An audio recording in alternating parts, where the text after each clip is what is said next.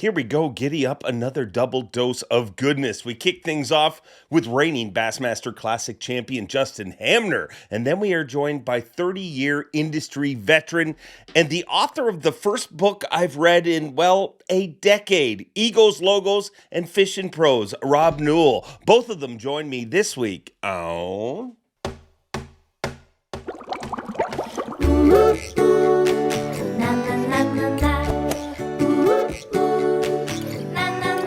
I'm Bob Cobb from the Bassmaster. Welcome to Mercer.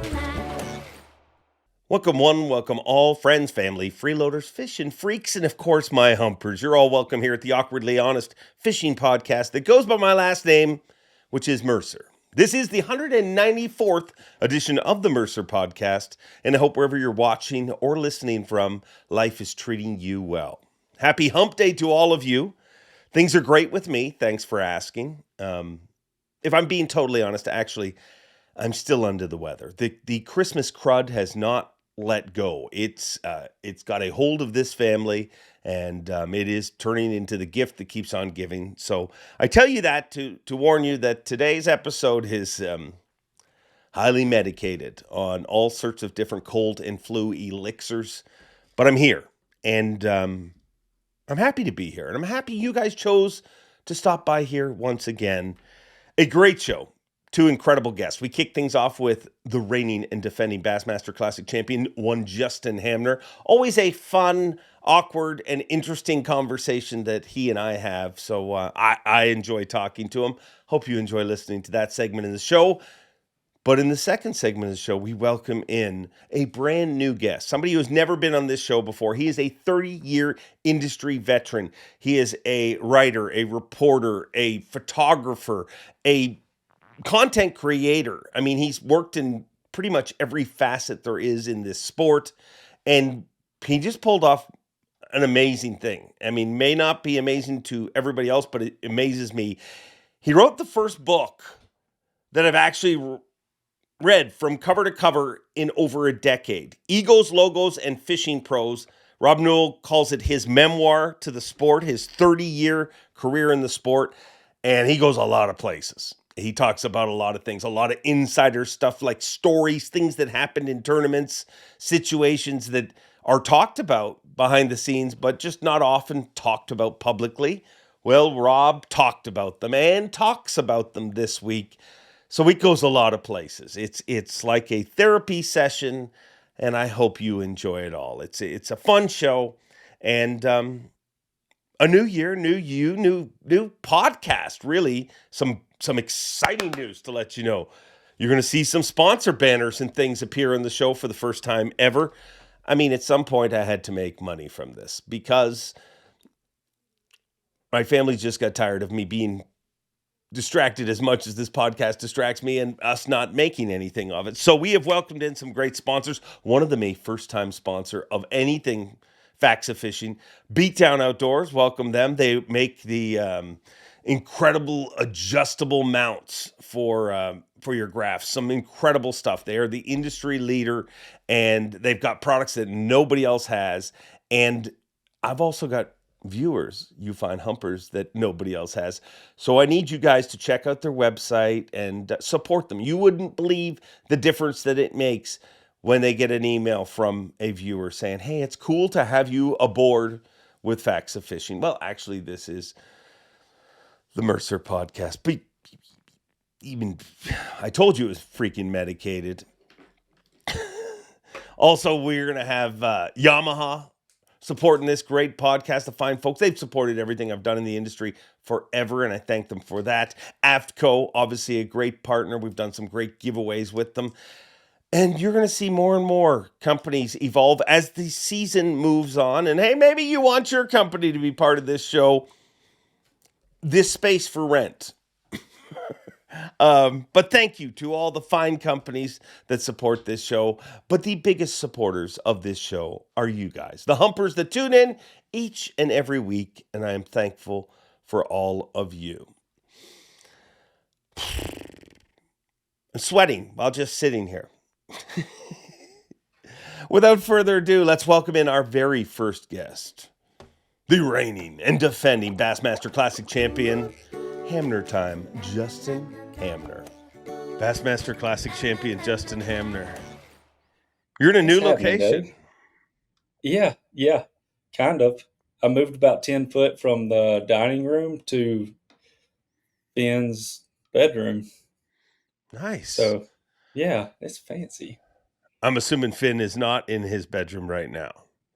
I mean, he could be. You want him to scream for you?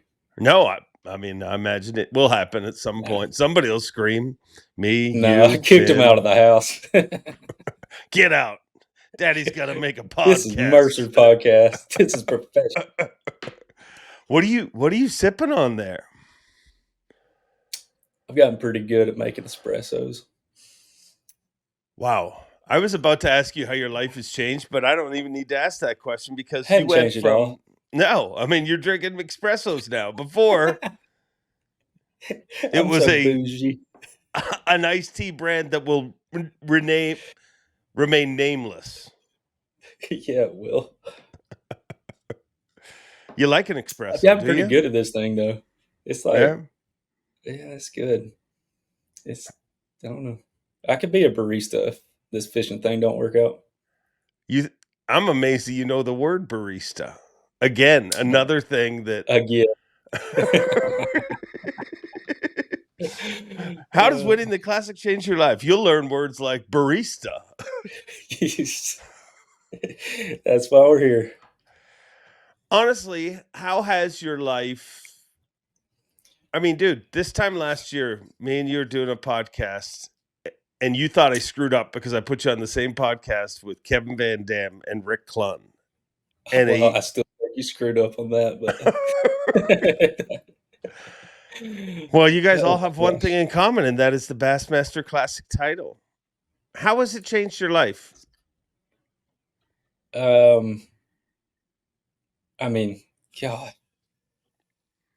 in a lot of ways that I never expected. As far as, don't get me wrong, it's been phenomenal. It made it chaotic, like made it crazy. I wasn't ready for that part.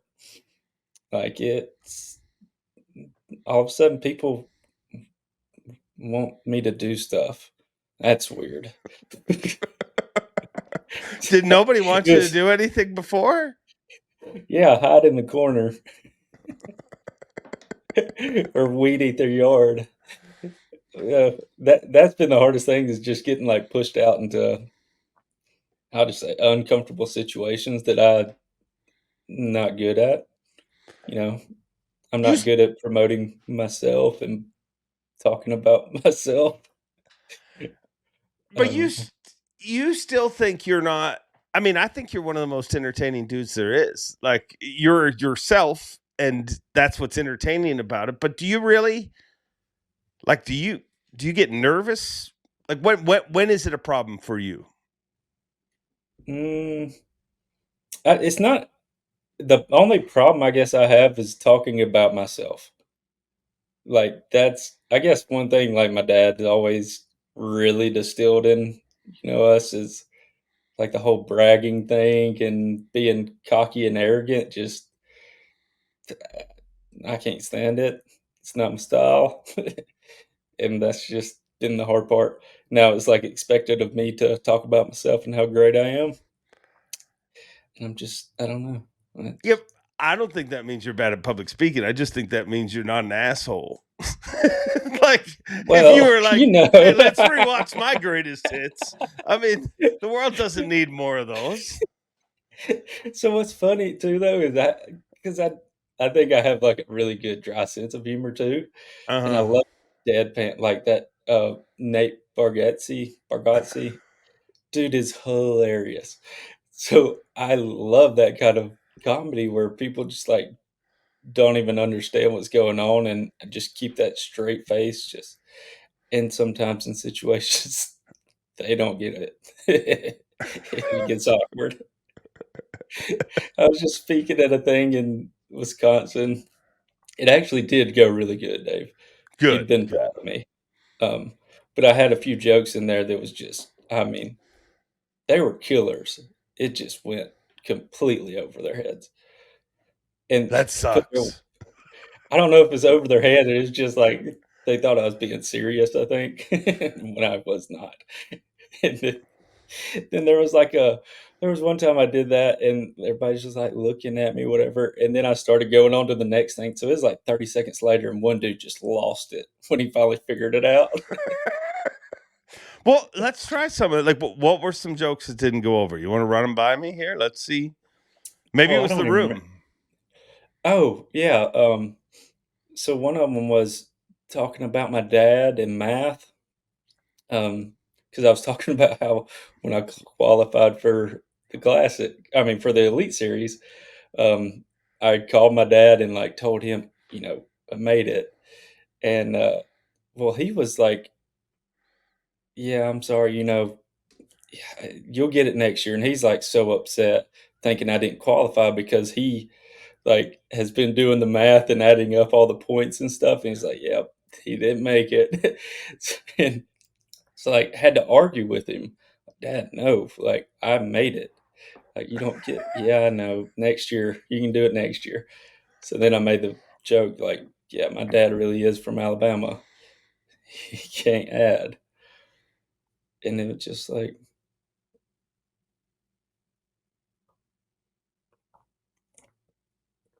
It's my impersonation of the crowd. Look, I laughed. I'm the guy who got it a few seconds later.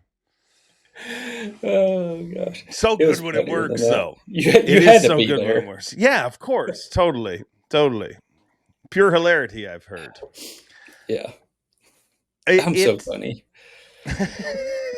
they they say that that's where you grow. Put yourself in uncomfortable situations, and as a human, you'll grow better. So, do you feel like you've grown a lot this year? Mm. Yeah, my belly. Like, I've gotten fat. Come on, Um really? Dude, I gained 40 pounds since I quit cutting grass. Well, Is that's that got not nothing to do with the crazy? classic. That's just not moving. I mean, I grew though. you definitely grew. Check. Check. It was a big growth year. Yeah. But yeah, I 100% like that situation I was in this past weekend.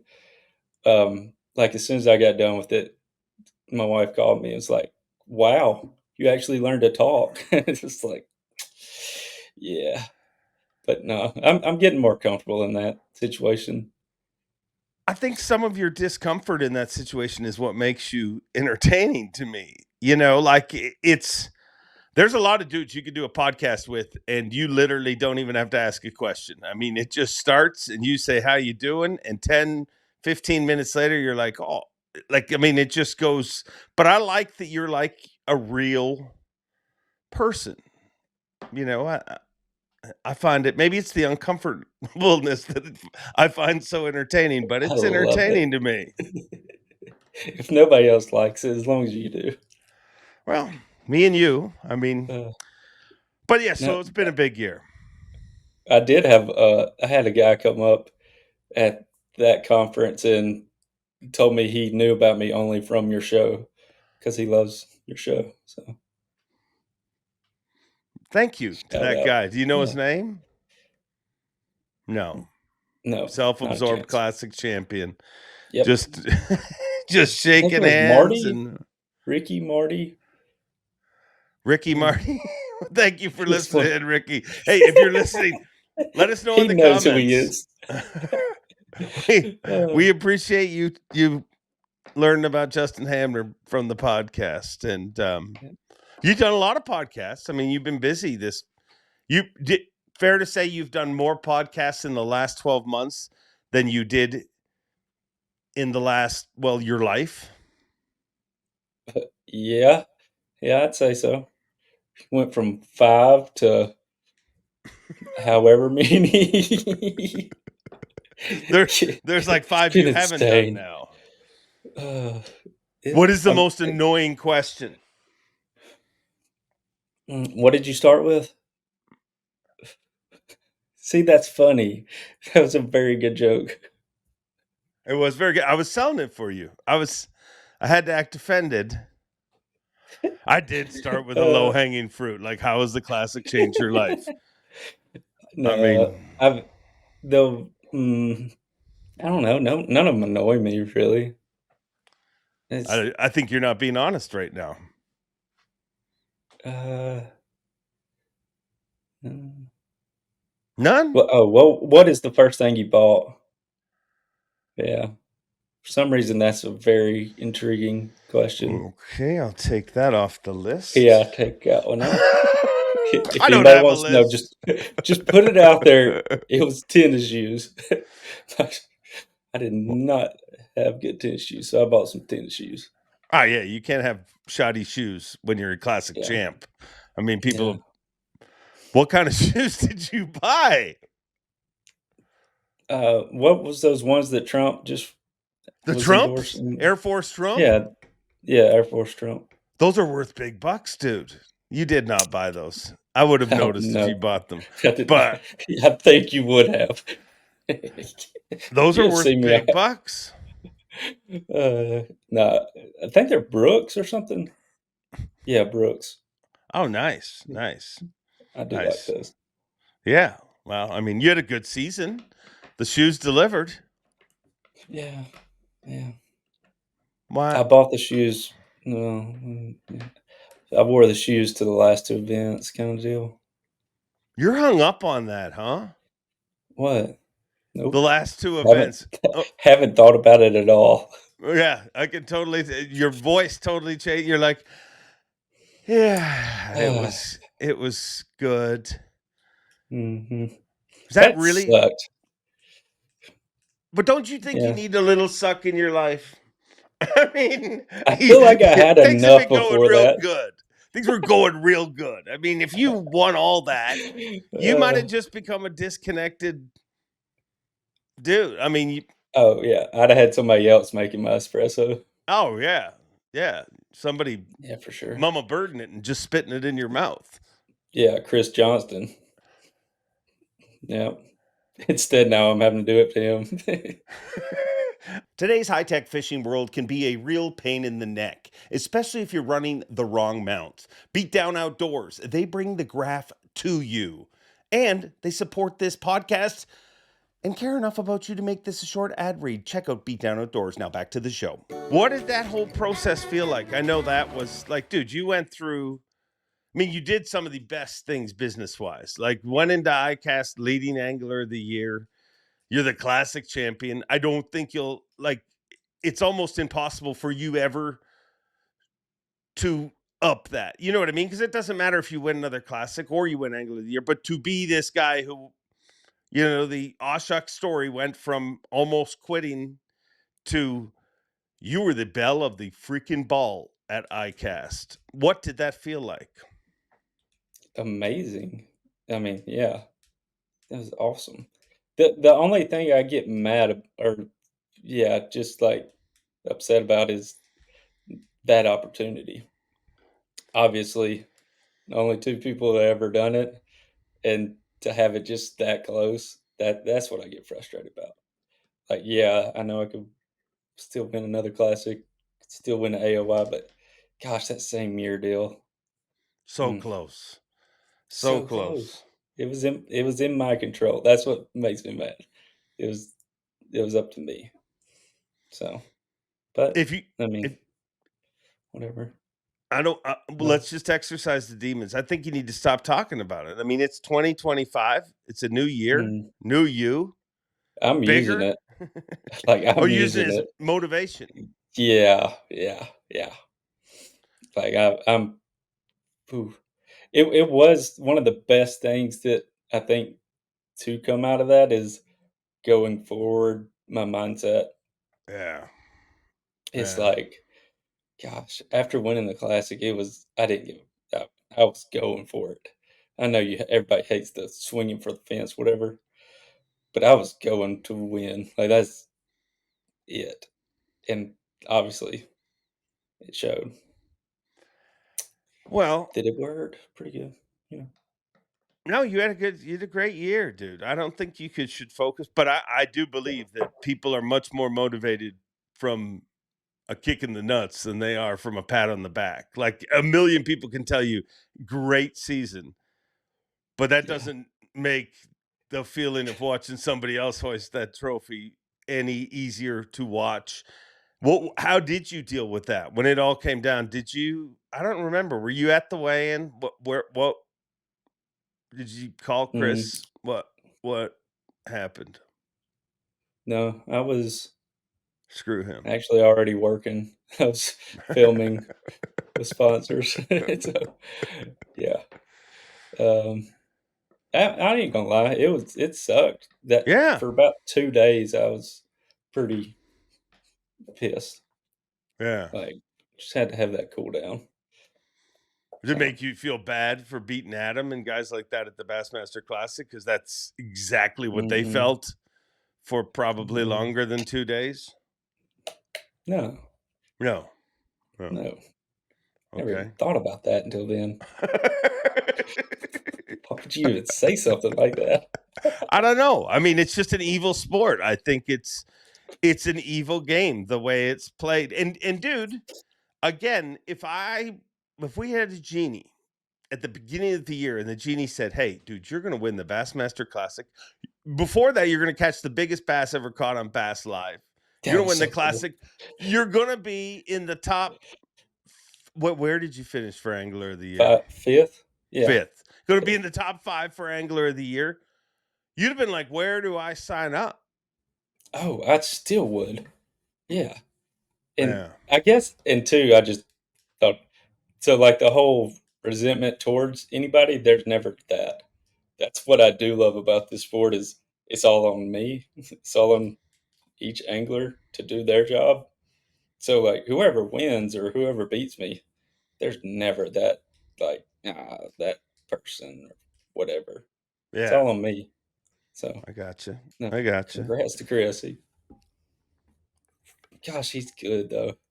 Pretty good. Yeah. He's so good. Uh, I mean, he's Yeah. bad at other things in life. I mean, I shouldn't Like get into what? that. Let's not get into No. that. Let's just move Yeah, let's on. get into that, please. I mean, I'm sure he's bad at things. I mean, he's not a Uh, nice friend to you. he actually is. I like him. So you never feel that,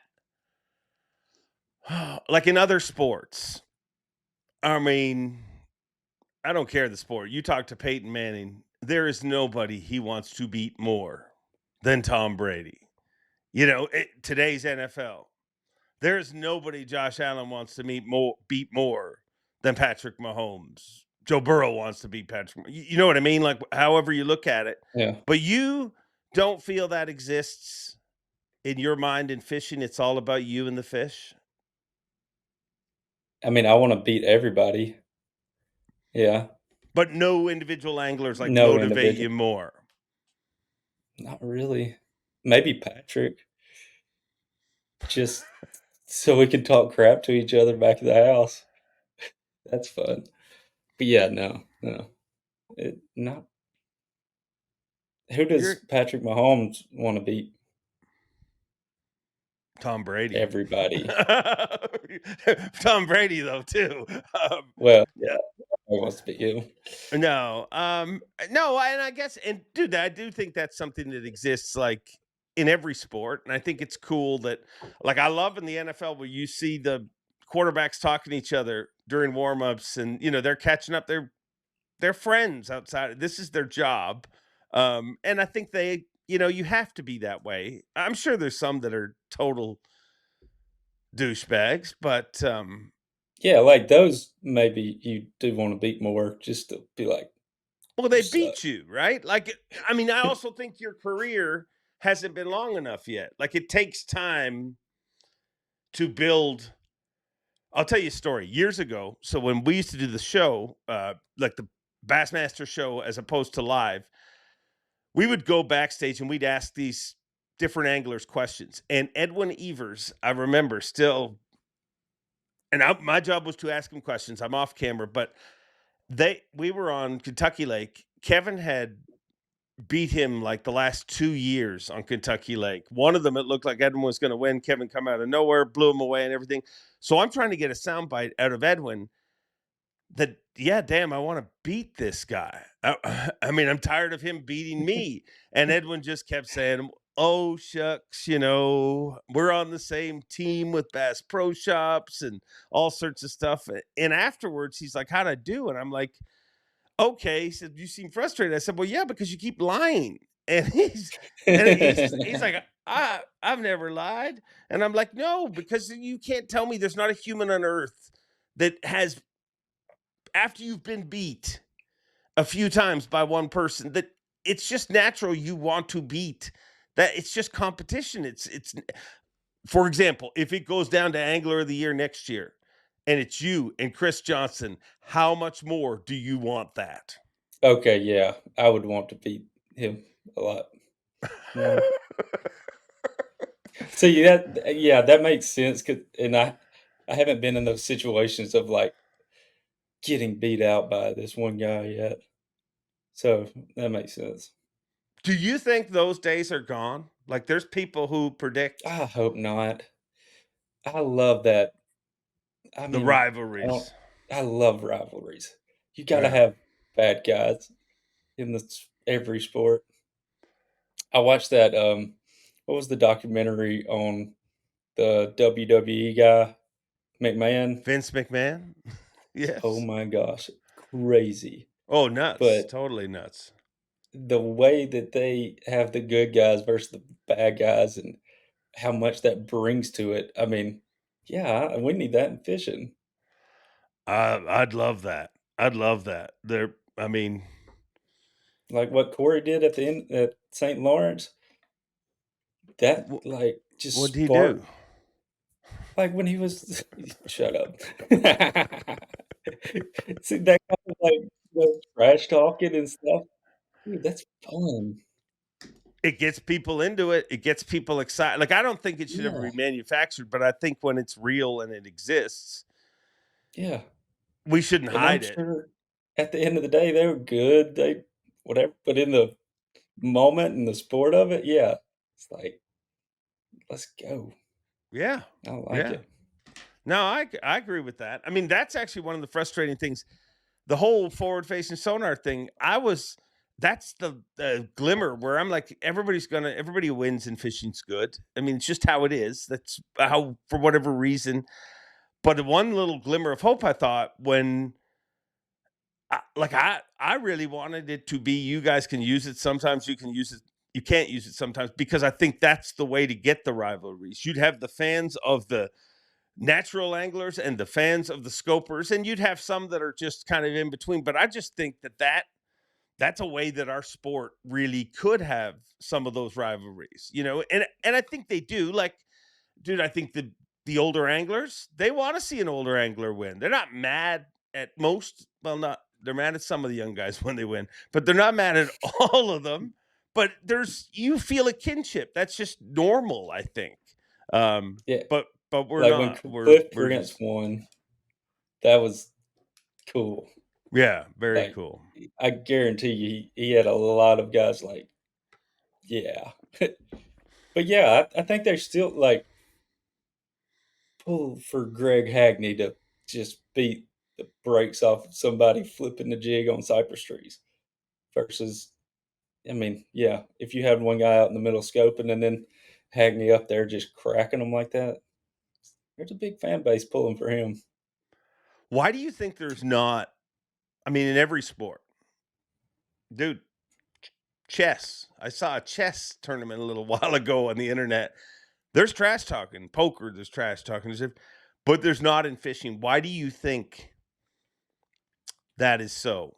Because, sorry, there's a lot of it off camera. Like you guys are relentless with each other, the way you trash talk each other. But on camera, I was nobody will about to say say. squat about anybody. Um, I think it's, I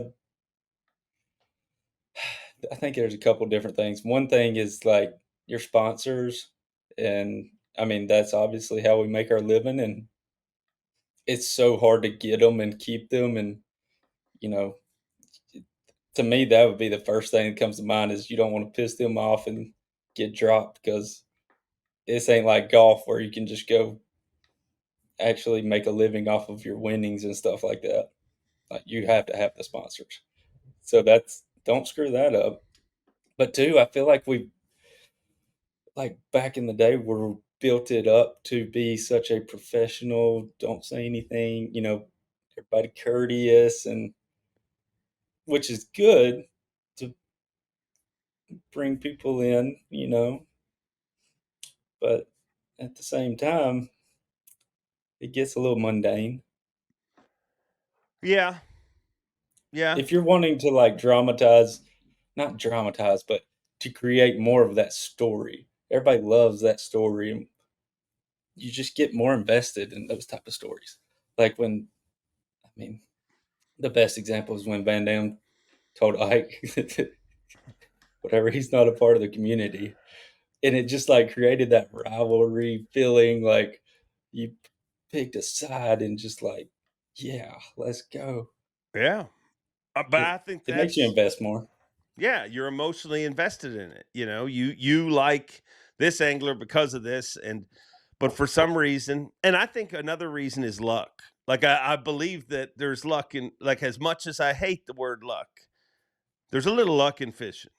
And I feel like there's anglers are the most superstitious people that if I stand up on that stage and I trash talk somebody or say I'm going to beat their daylights out of them tomorrow, there's that little part where, like, remember that one time I talked some smack and the smack came back. Nah, I ain't worried about that. So this year you're going to be doing some smack talking is what you're saying. Yeah. Yeah. All right. I'm looking forward to that. Who are we going to start with? Who's enemy number one? Me. Me and you are going at it. I welcome the quarrel. Bring it. I'll beat you in every tournament. You can't. How are you going to beat me? I'm the second last guy on the stage every damn week. Dang it. Well, oh no. Who should it be? I don't know. I just think it is a weird thing that in our sport, like it is missing. And I feel like,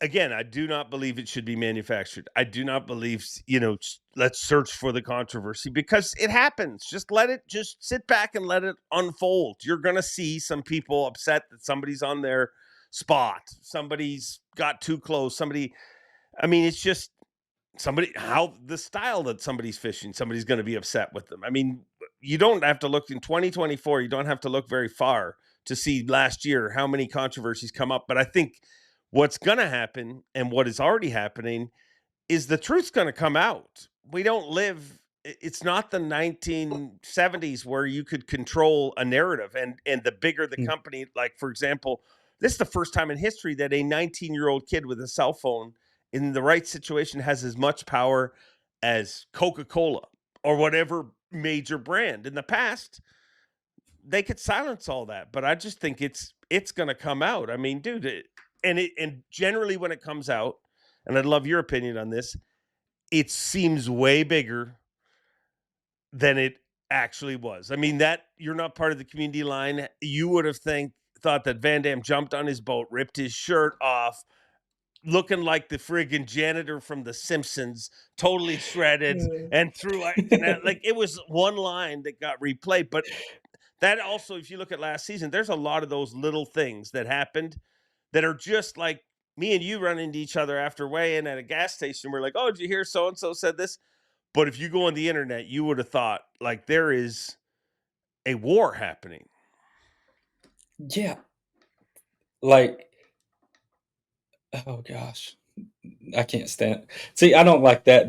That's like the wrong kind of. Don't get fed into the drama, but at the same, I feel like that's what everybody's wanting is some type of drama to like get invested in and pick sides on that stuff. But yeah, I don't like the whole crybaby drama. It's kind of that part. Let's But move more on. towards, real stuff, like real manly, just bare knuckle, meet you in the parking lot type stuff. Have you ever been in a fight? Like, have you ever been Never. punched in the face? Never. I hope this That time would be next year terrible. we can be like, yeah, I still haven't been punched in the face, but I mean, You kind of want me to get punched in the face, Dave. no, I just asked if you've ever been punched in the face. You're a friendly guy. You're the kind of guy that doesn't exude aggression, I don't think. I don't. I'm too laid back. So you want drama, you just don't want it to be I happening love to watching you. it. Yeah. Like, I want to hear Fighter just let loose on some of the stuff because I've heard him on the podcast before. It's like I can't say his name, stuff like that. It's like have at it, Fighter. Let it rip. Should you be able to say whatever you want? Not whatever. Still don't. I mean, still want to be family friendly, but Yeah, but when you see things like, I'm sure you've seen the Last Dance documentary, Jordan's. You've seen that, right? Dude, but when you see how insane he was, like he is celebrated as one of the greatest competitors of all time, maybe the greatest basketball player ever.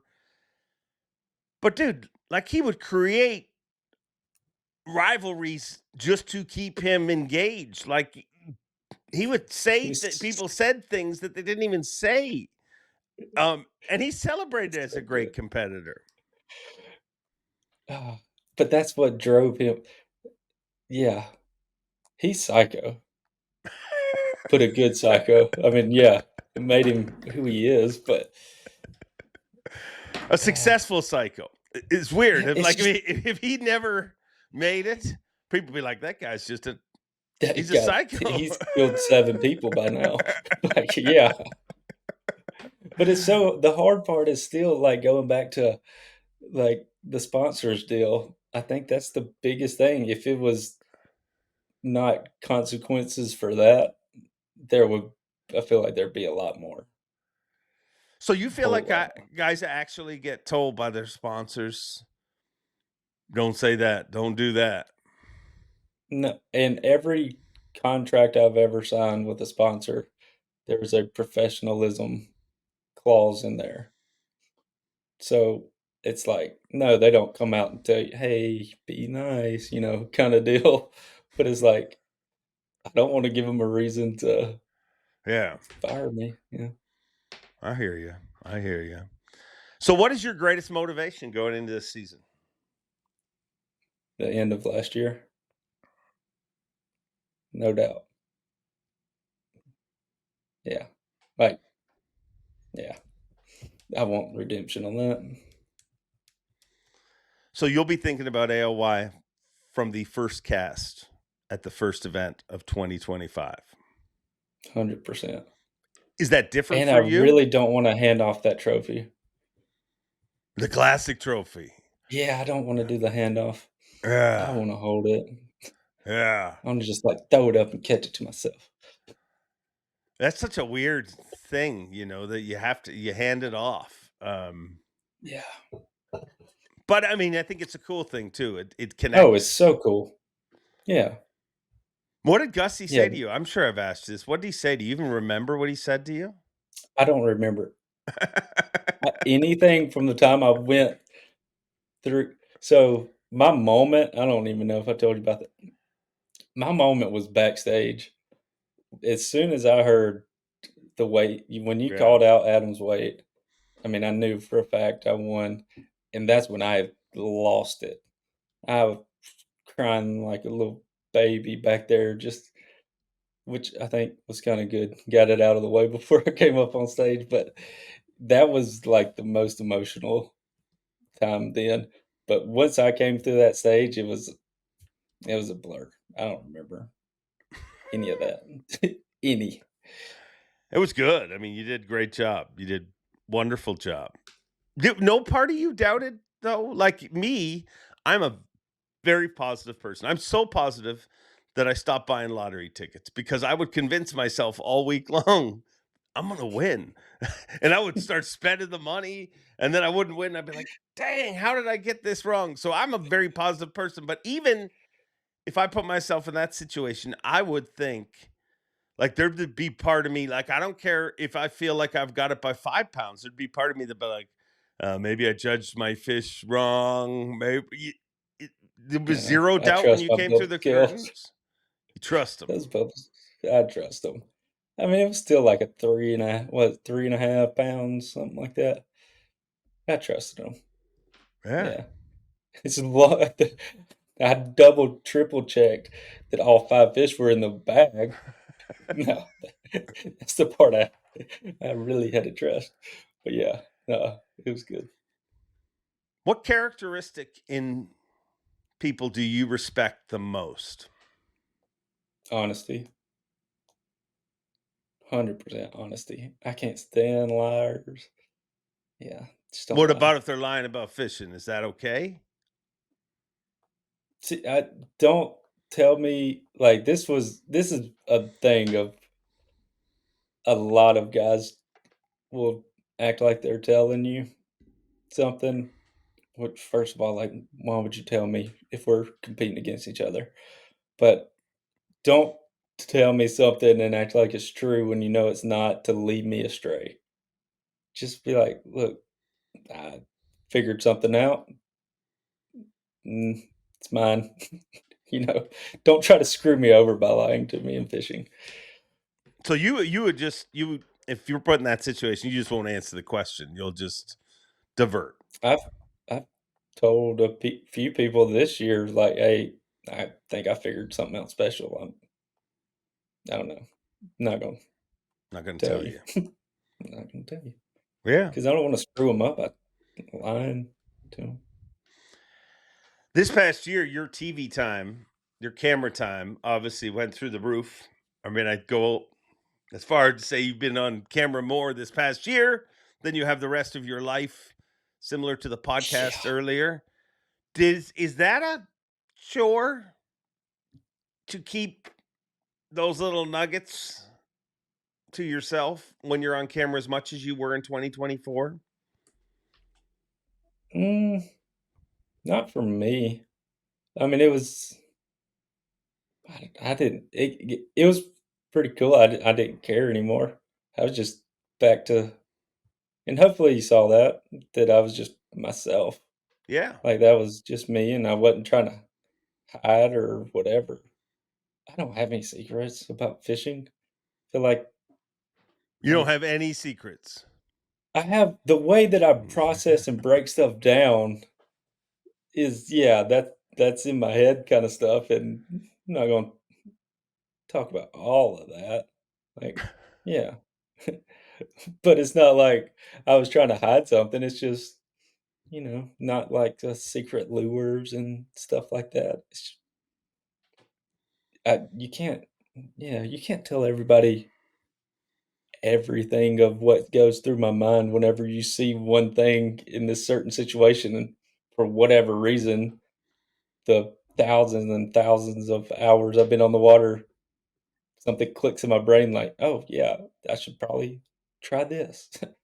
I should snap my jig up. Like, yeah, it's just, So you're telling the truth. How many elites do you think are telling the truth? Like when they do top 10 baits, then you see that gallery.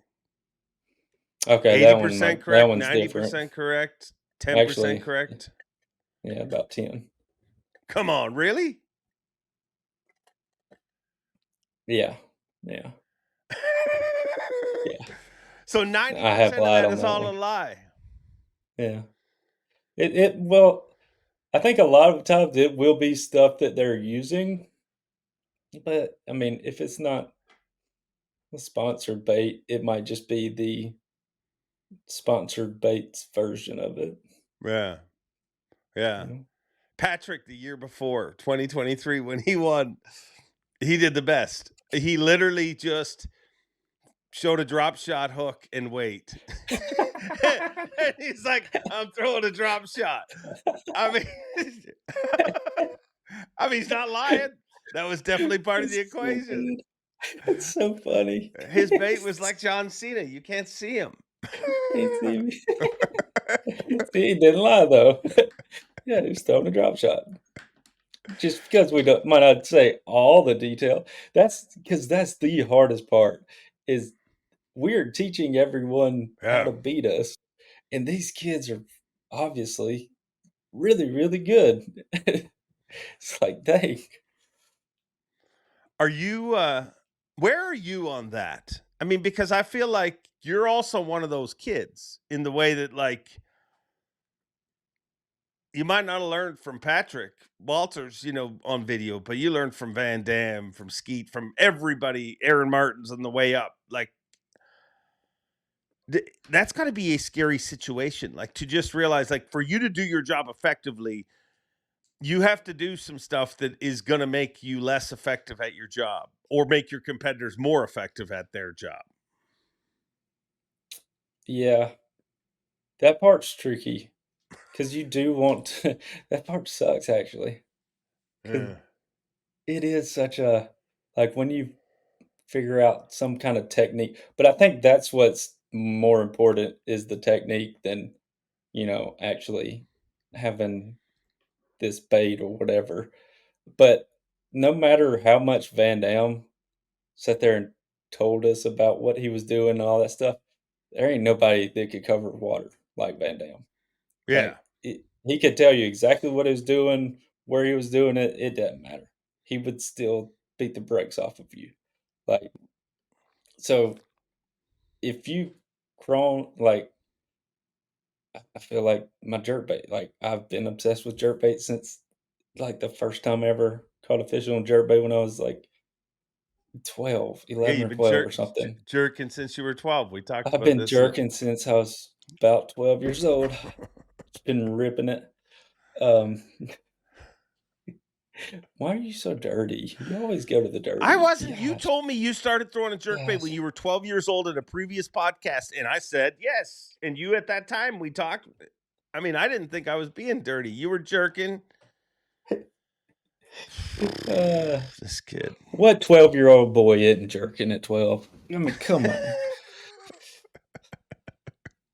Oh, the subscriptions are dropping by the second. Yes, they are. Hey, follow me, Justin Hamner Fishing YouTube. Yeah, yeah. How's that going? Oh, it's good. Yeah. Yeah, I'm right behind you on subscription. Only like 340 behind you. Listen, No, it's good. But yeah, like so if you crawl like if you just work on that one technique, you're gonna learn so many different nuances about that technique over time that's like it's so situational that you can't even know when it's gonna be that situation. Like, yeah, there was a bite I got on with the jerkbait where the only way I could get them to bite it was if I like, slowly reeled it and paused, and then you just, like, slowly reel and pause. That is just such a very few times deal, but when it's the deal, it's the deal. And so just knowing, like, all those little nuances, you know, to have in your pocket. Yeah. and if you haven't experienced that, it doesn't matter. Like if you go back and tell me, you tell Patrick, you tell whoever, I'm reeling it real slow.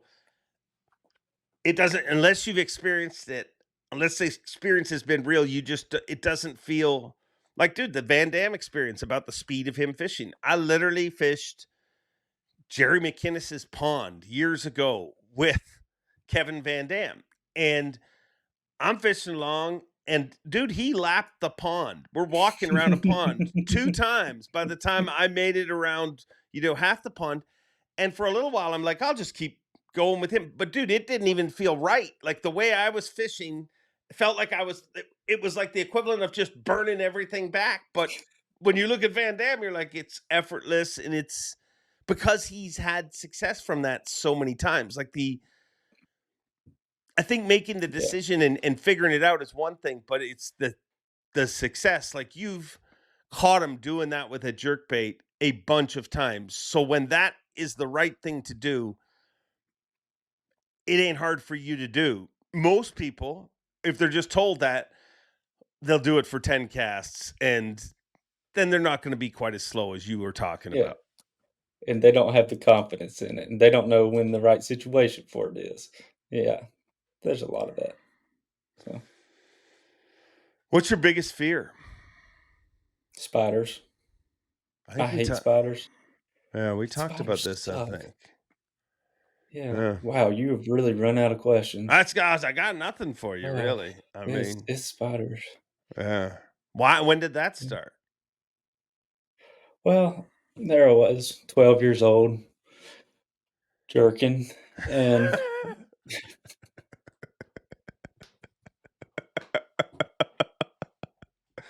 I mean, uh, no, my best friend, he got bit by a brown recluse, like, when we yeah, were teenagers, and it, like, ate a hole in his knee.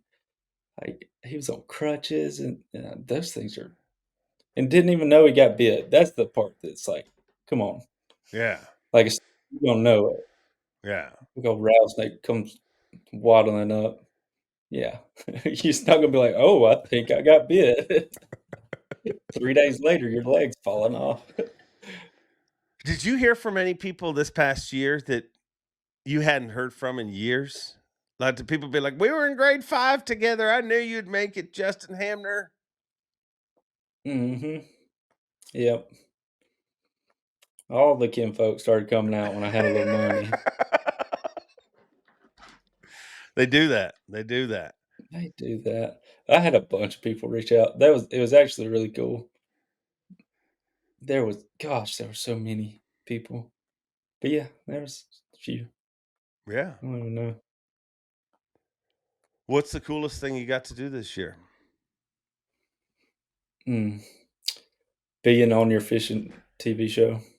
No, we didn't do that. We did not do Yeah, that. we haven't. We'll have Well, so looking forward to because that. yeah, let's do it. Totally. I mean, you've Uh-huh. been on the podcast a lot.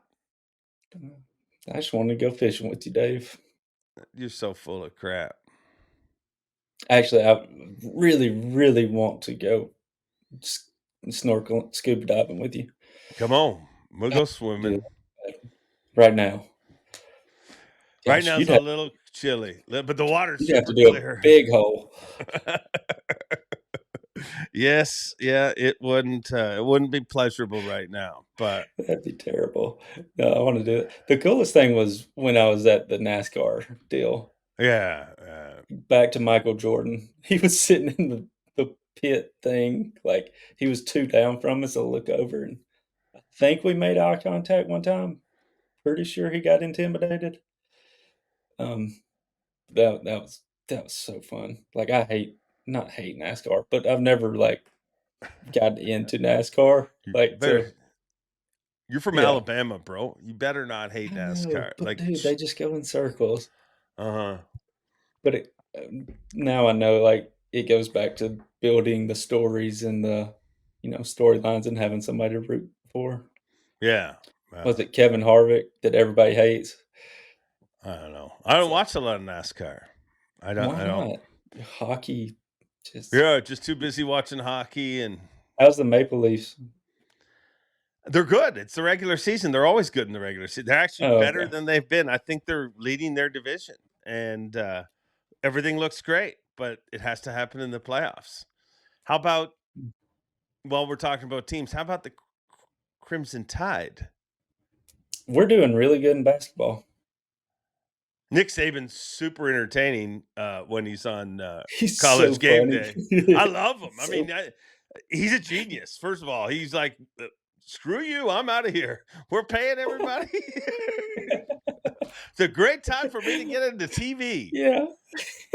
He's doing so good. It's so Oh, fun.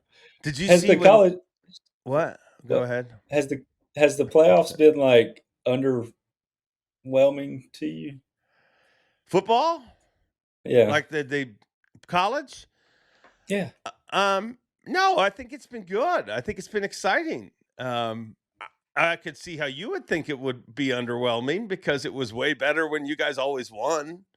Yeah, that Um, was a lot more fun. yeah, totally, totally. No, but is that the feeling that it's underwhelming?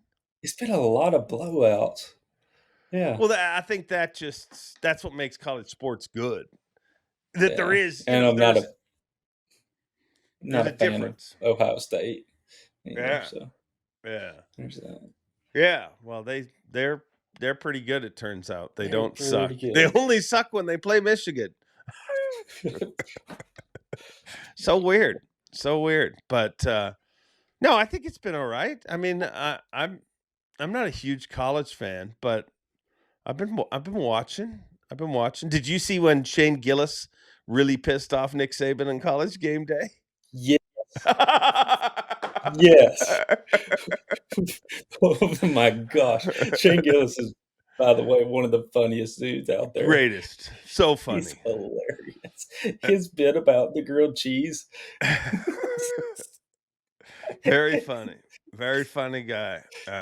Great Trump impersonation, but he Oh my did gosh. piss off Nick Yes, he Saban. did. You can see it in his eyes. I mean, it was like, wow. And even Gillis looked uncomfortable. You need to search Yeah, this I'm clip up sorry. if you haven't seen it. But he's like, we're not a funny show. We're not a ha-ha show. But you can see, Yeah, we don't make jokes here. He's totally like, I'm just saying words to get out of this. Oh my God, it's so good. I've run a Yamaha outboard for over 30 years. It has got me home safe each and every time. If you enjoy this podcast, remember, Yamaha supports it and they care enough about you to make this ad read very short. Now back to the show. What are you looking forward to most in 2025? I'm so ready to get the season started. Yeah. Like this off season's just been so chaotic and A lot of stuff. a lot of stuff and a lot of just I don't know. Not enough fishing. Just not enough fishing. Yeah. I'm so ready to just get on the road, go fishing. It's so weird that used to like that was the crazy hectic part was being on the road and doing that. Now is like the 3 days of practice is like not like a chaotic, oh, I gotta find blah blah. That's a relaxing and just like clear your head. Everybody knows this is the time you don't talk to, you don't mess with them. It's a little cone of good. solitude. It really is, and I cannot wait to do that. Yeah. Wow. Well, that'll be fun. That'll be fun. But it's been fun catching up with you. You too, Dave. I missed you. Do you really, though? Or is that really just one of do. those things you say on a podcast? Because I actually do like you, and you do such a good job interviewing. Please shut up. No, I miss you You're too. the best, Dave. No, you're the best. Let's agree. We're both. We're both pretty awesome. This is we've done a lot of podcasts, and this was definitely this has another been so one. hard. Like I have wanted to do one thing this entire podcast. What? I just don't know. Let's do it. I really want to act like I'm like throwing up just for your wife. Just do that noise. Like so bad. I'm not going to. That was horrible. Yeah, when you told me how much your wife. Oh, she had a hard time. She had a hard time editing the podcast together because of our puke noises. I'm so sorry. What a dick. I mean, I'm so sorry. Just cut it out. Yeah. There's other people. I mean, I got a buddy Gooch who very visual. I mean, I can Hold up. Back up. What's your buddy's name? Gooch. I know. But I get it. It's actually Doug Gooch. He's always at the Classic and hanging out. He's a good dude. Oh, so that's not a nickname? No, that's his nickname. Yeah. But it was before. Like I know Gooch in America means Gooch. We don't even know what it means. Just people started calling him that. Like I knew him for 2 years before I actually knew his actual name. And the only reason I knew his actual name, I might have known him for 3 years because we were doing wedding invitations, and my wife's like, "What is Gooch's name?" And I had to call him and have an uncomfortable conversation and say, "What's your name?" His name's actually Danny, but yeah, Gooch is people turn a weird look because in certain parts of the world, your Gooch is your taint. It's an area of your body. Sure. Yep. Yeah. So it's not a nickname that like y'all started calling him that because of No, that? no. I don't know why he's Gooch. Just a fun word to say. Yeah, he just said people just started calling him that. Maybe he's got an embarrassing story he doesn't want to reveal, and tells people. I don't know why people started calling me that, but yeah. I don't know how we started talking about Gooch, but yeah. Oh, Gooch has got a visual imagination. He when he hears the, "Ugh," it happens to him too. It Good. makes him, yeah, man. Shout out Gooch. Justin Hamner, Bassmaster Classic champion. May not seem like it, but he is. I definitely don't seem like it. I'm professional. Very, very professional. All right, go see your kids. They're waiting on me. I'm gonna take a nap first. All right, you go Not tell ahead my and do wife we're about to hit this recliner. just go out there in about an hour and be like, I mean, he just never stops. It's the longest Just podcast ever. for an hour, I didn't even say a word. He just wouldn't shut up. There's some podcasts like that. Yeah. Thanks for having me on, Dave. Hey, you're welcome. Thanks for coming on. Anytime. Bye. I don't know if Justin Hamner podcasts are the best shows we do or the worst shows we do, but I sure enjoy my conversations with that dude. But we ain't done.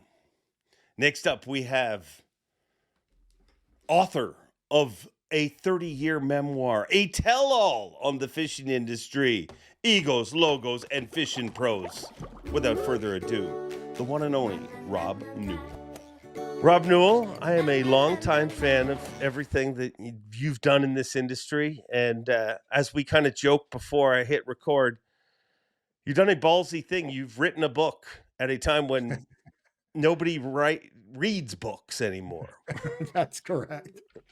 Yeah, that's correct. Everybody said I was crazy when I did that, Dave. They're like, well, first of all, you're dealing with a niche market, tournament bass fishing. I think it could be argued it's pretty niche market. We're not talking about NFL football or hockey or anything. And you wrote a book, like who even reads anymore? It's a lost art. So it started out sort of a, like a double negative, a niche market, and you're writing but it's like I've told everybody, I didn't write this book to get rich, to get a lot of notoriety. This book is just basically 30 years of my life covering tournaments, the lifestyle of tournament fishermen, the ups and downs of it, and kind of a more of a look at it, from a behind the scenes look that I've got to live for. It's been a privilege of mine to live like this make a living off of the sport for 30 years. And, in the last 5 years, as you're well aware, things have just gotten a little strange and a little awkward in the sport as it is. And I started to, like, I think a lot of us have, and I've had a lot of conversations like you do. I mean, thousands of hours of conversations with pros, and they all started to realize this weirdness that was going on, and it started to get a little dark for me because you want to be able, when you wake up in the morning, you want to be able to jump out of bed excited to go to take off, weigh in, to get out there, to report, to do whatever. And I was sort of losing that. And I was like, what's happened? Where did that go?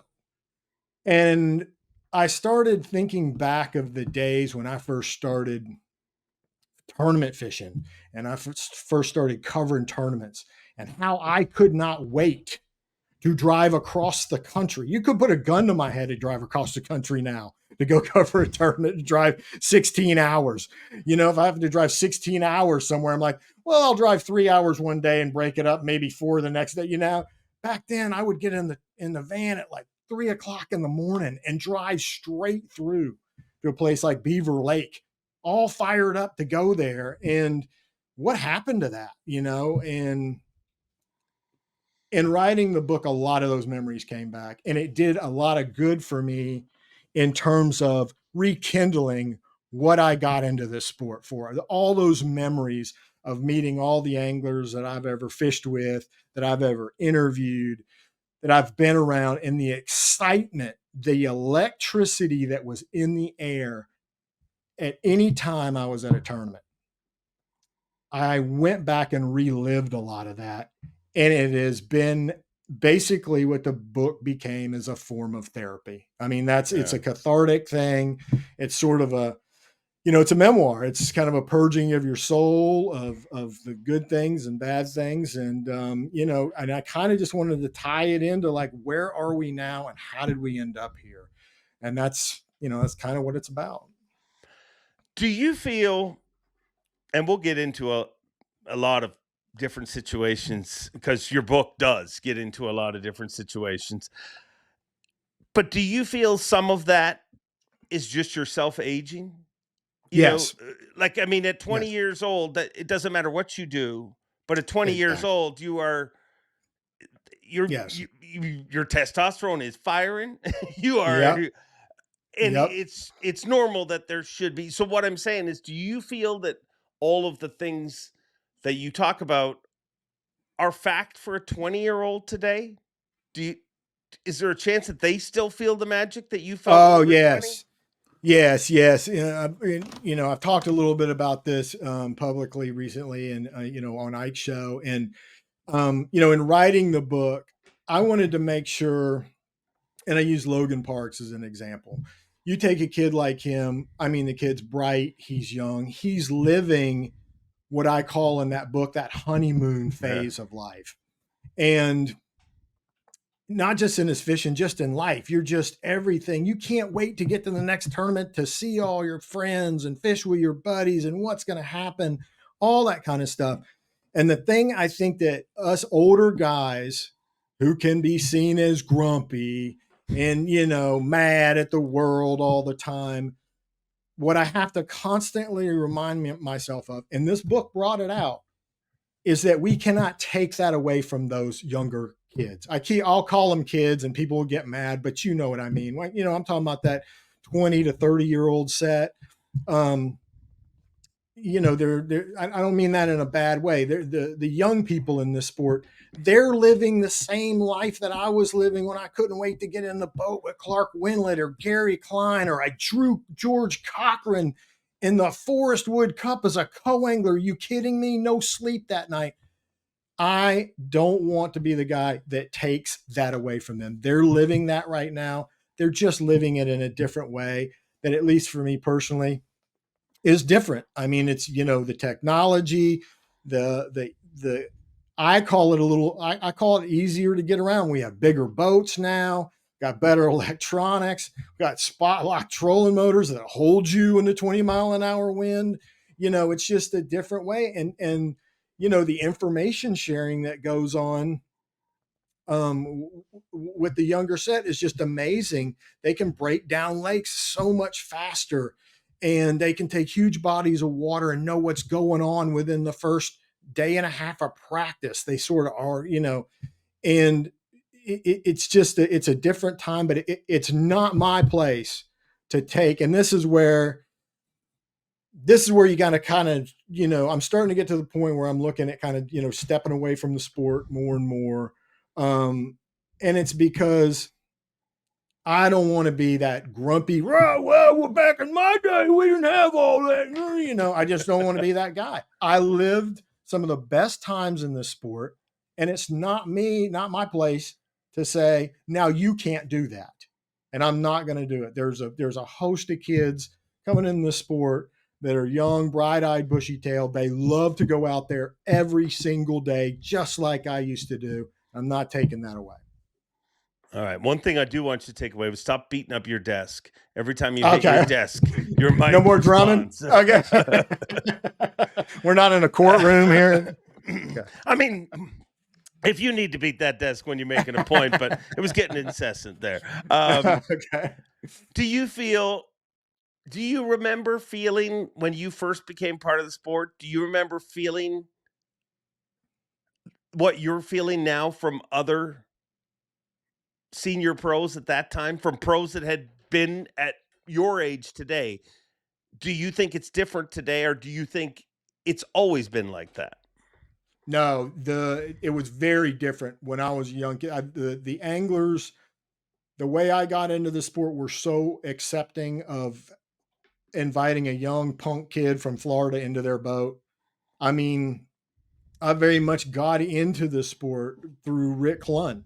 And you know, I know that Craig Lamb is man, he's got 10 more years on me, and he developed a relationship with Rick Clunn early on too. I developed that relationship from a book called Bass Wars. Yeah. One of the most classic stories of tournament fishing there ever was. And I read about Clunn in that. And I read that book probably, I was in high school. And by the time I went to college, I had somehow, and I really don't know how, I think I called Montgomery, Alabama. I called Bass and I asked for Rick Clunn's address. I mean, because, you just didn't go to Rick Clunn's website. You know what I mean? You didn't go to a Facebook page. And I hand wrote him a letter.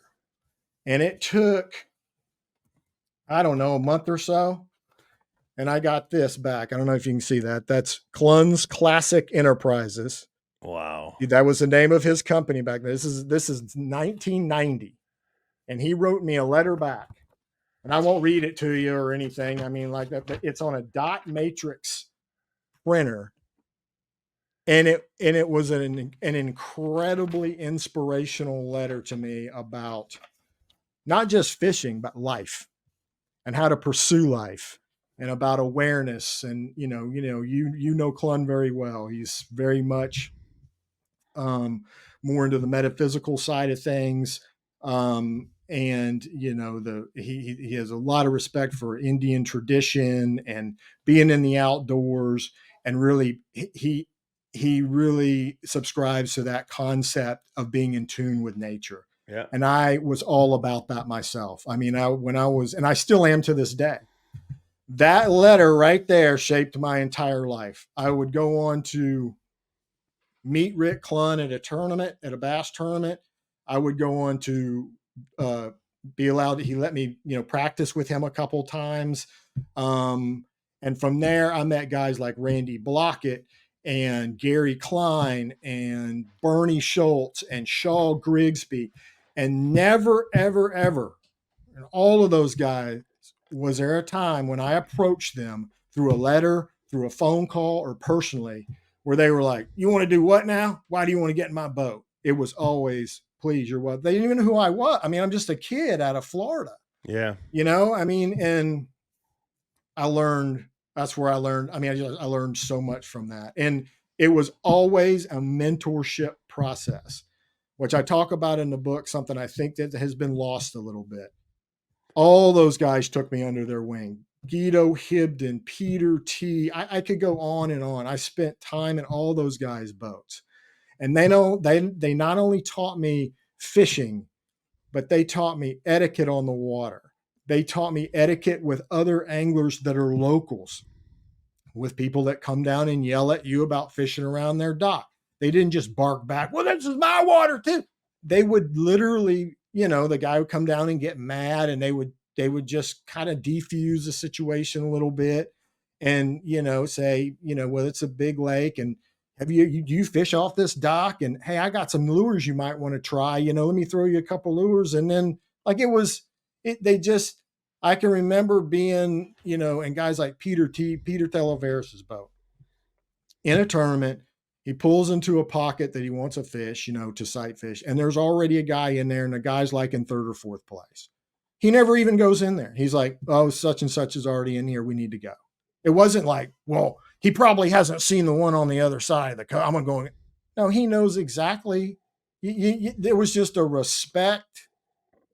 It was just so much different than what goes on now. Now, that's not to say everybody's like that. There's still plenty of people that have a lot of respect in this sport, for sure. But there was never anybody, no matter when I was a co-angler, a reporter, that I never sensed that division that we kind of see set up to this day, at like you see it today. If anything, I can remember this, and some of the guys will remember this from way back. One of the biggest divisions at the time was really kind of the new age guys like Clun and Klein and Blockett, and the real more religious guys on tour. If you want to talk about a divide that was going on back in the 80s, was this, since bass fishing was very much a Southern sport steeped in Southern tradition, and it had a very deep religious side to it. I'm not going to get into religion, Paul. Don't worry, Dave. I'm not going to take this down a bad place. You're good. It's not good. But there was this kind of, like, if you want to call it, like we have cliques out on the sport today, there was this two kind of factions of like, well, there's those guys over there that like to sleep in their truck and camp at the campground and get up and be at the ramp at 4:30 in the morning and acclimate and all. And they, there were guys that were like, that's weird.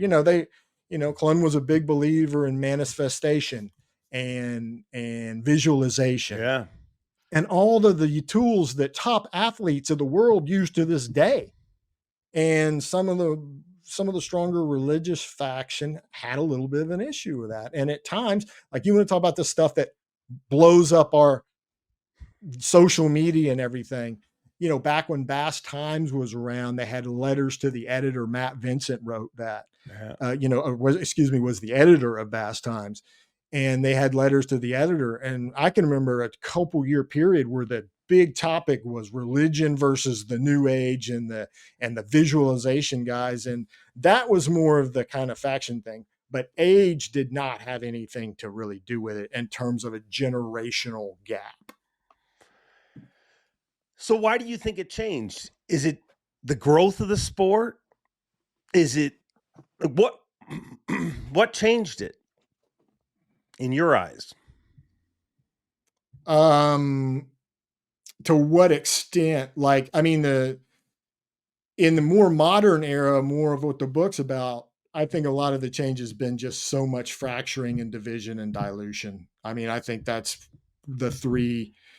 You can call that growth, and it is growth, but instead of sort of growing up, it kind of grew in a lot of different directions.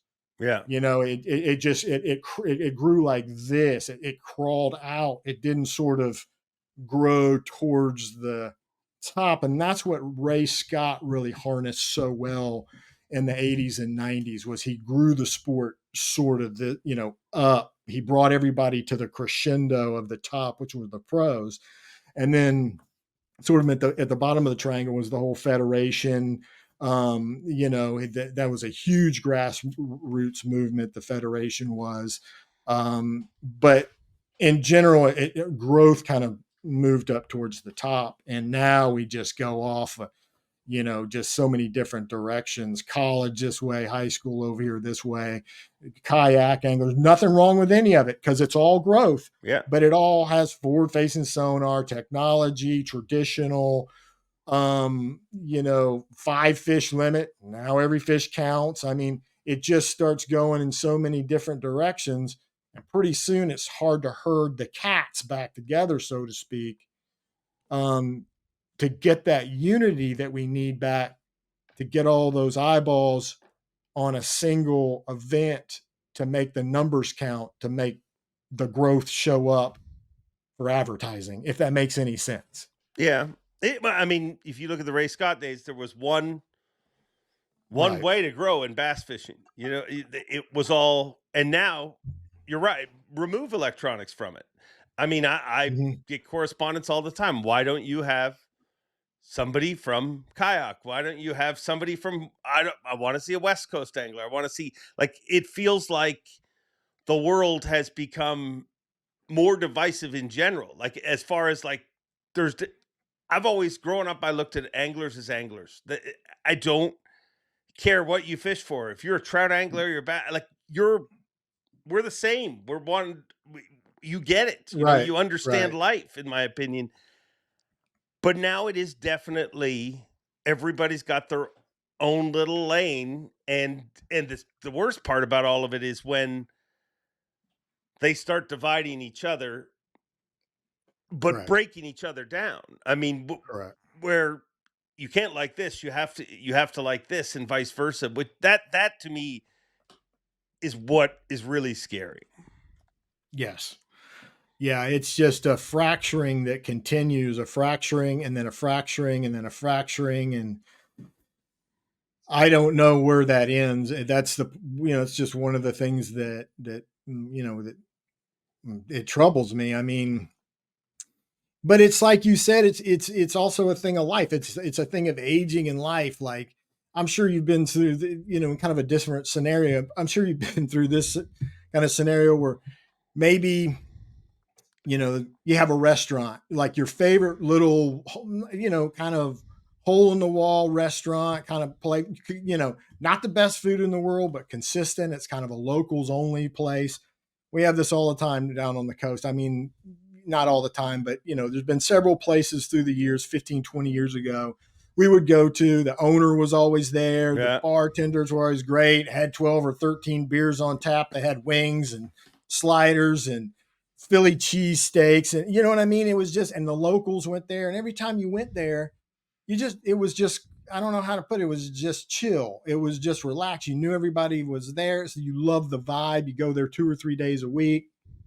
Somebody hits a bullseye on the dartboard and everybody gets a free beer. You know what I mean? It was just, everybody knew each other. The jukebox was stuck on, Margaritaville radio. I mean, it was open air. And then, something comes along in life, where I live, hurricanes can be something, COVID comes along, there's a change. And then, suddenly you hear your favorite place down the block, it's shutting down, it's closing. And then it's going to have new owners. And then they reopen. And instead of it being like the Salty Tides Bar and Grill, it's now like Barrel and Bruschetta. You know what I mean? And you're like, what is that? Well, I mean, we'll go try it. Sure. And you go there and wow, there's like tablecloths and there's like a person there's like, do you have a reservations? You're like, wait a minute. This is what happened to the Salty Tides Bar and Grill that used to be here, like, so you go in and, it's not, you're like, hey, I'll just have some wings. We don't have wings.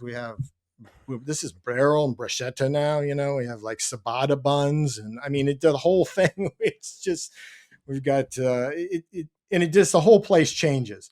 The whole like atmosphere is different. Yeah. And you say to yourself, well, it'll never be as good as Salty Tides. Well, that's my judgment. Yeah. The place Barrel and Bruschetta kills it every night now, but it's not you know what I mean? It's just, it's a different vibe.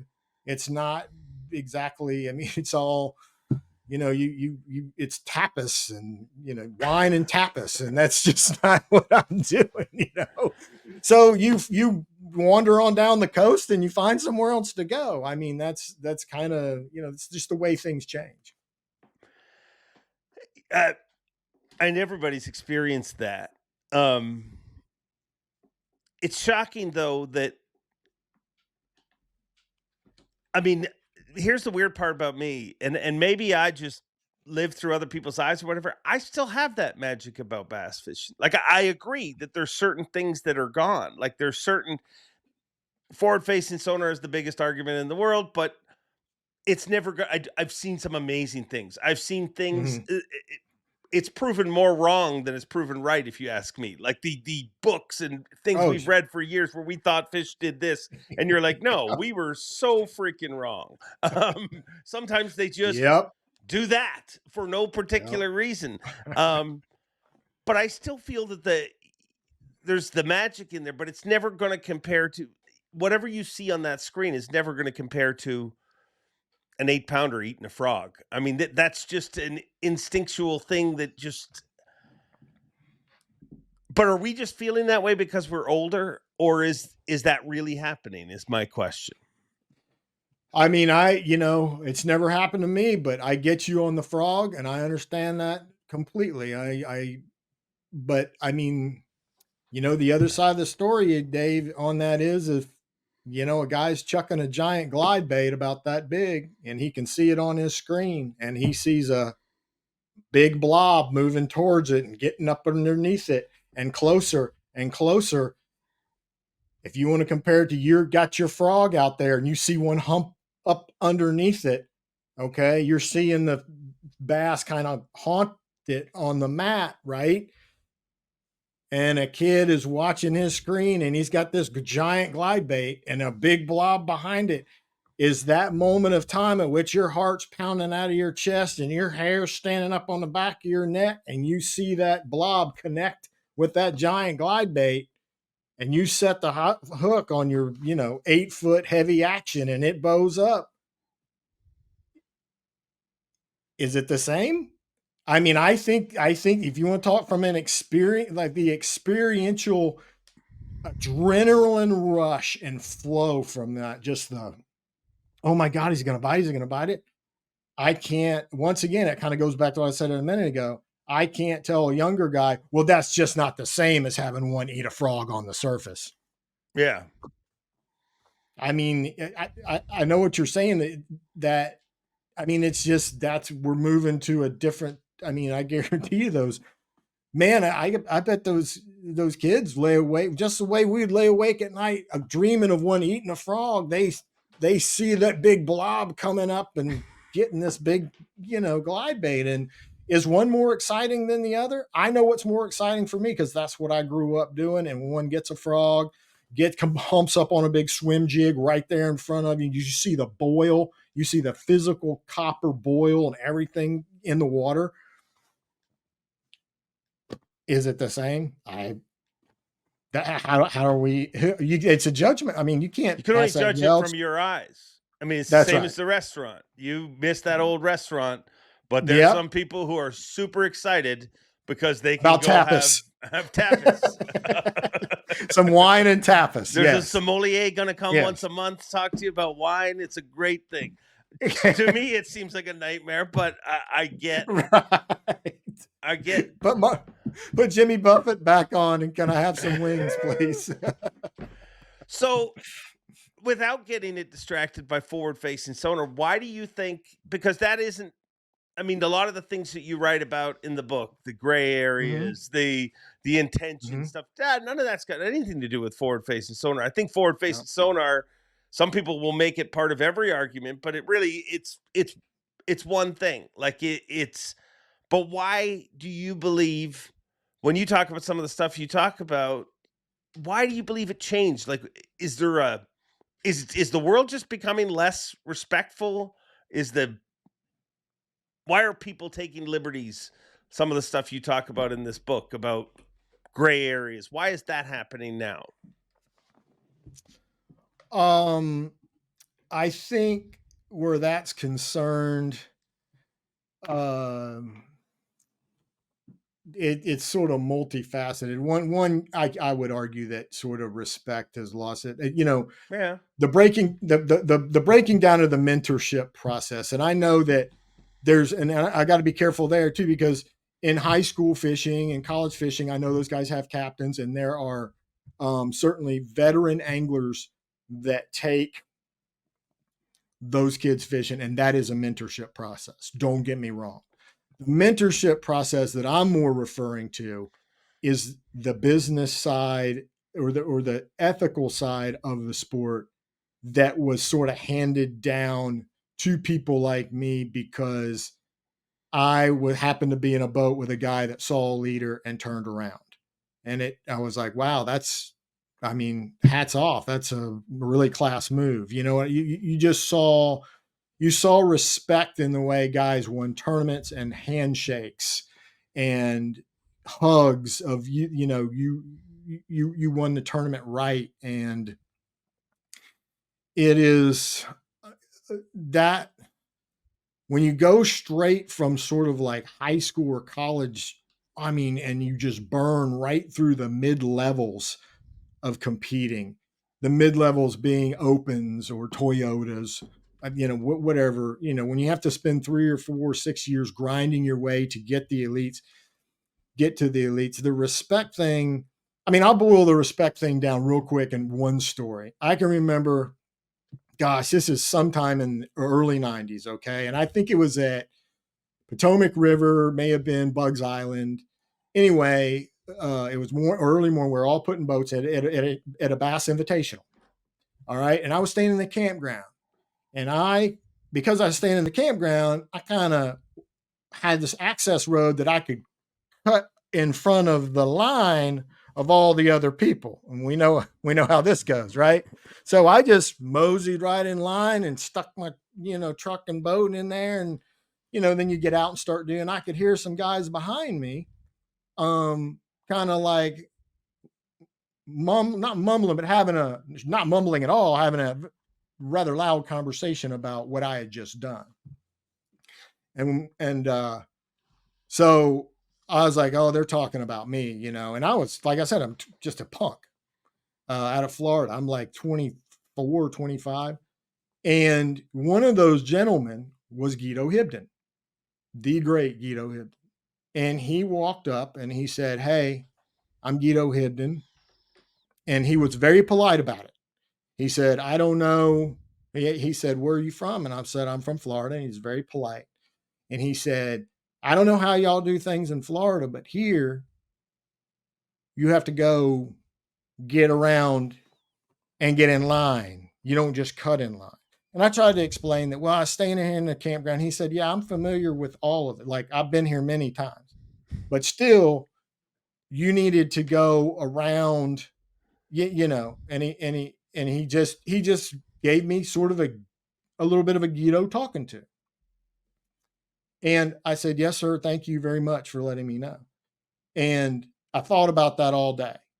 And when I waited around at weigh-in, I went to Guido Hibden and I shook his hand and I said, Guido, thank you for, you know what I'm saying? Like, thank you for telling me that. I guarantee you I'll never cut in line anytime again. Thank you for sort of, and he stuck his hand out and he said, anything I can ever do for you, you let me know. And it stuck. I mean, it was just, and I guess what I'm saying, Dave, is I could have said, man, that Guido Hibden, he was mean to me. I was just trying to get in line to put my boat in and he bullied me and they don't like me. But that was not the way that ended. He and I ended up, I mean, he was the grandfather of fishing. And, for years after that, he fished the FLW tour for a while. We were always great friends from that moment on. But he wasn't like trying to bully me. He wasn't trying to do anything except say, we have a certain way we do things out here. And you're obviously young and don't understand it, but this is the way it's done. And I'm thankful that he taught me that lesson. Yeah. I took it a different way.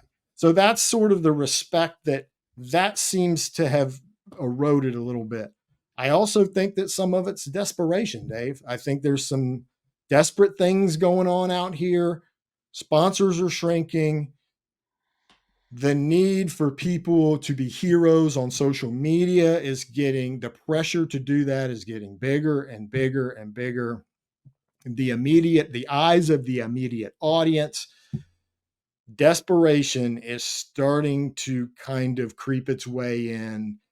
And it is, instead of grinding your way into something, the desperation to get it done fast and become a star very quick in this sport, that's the pressure of that is becoming more and more.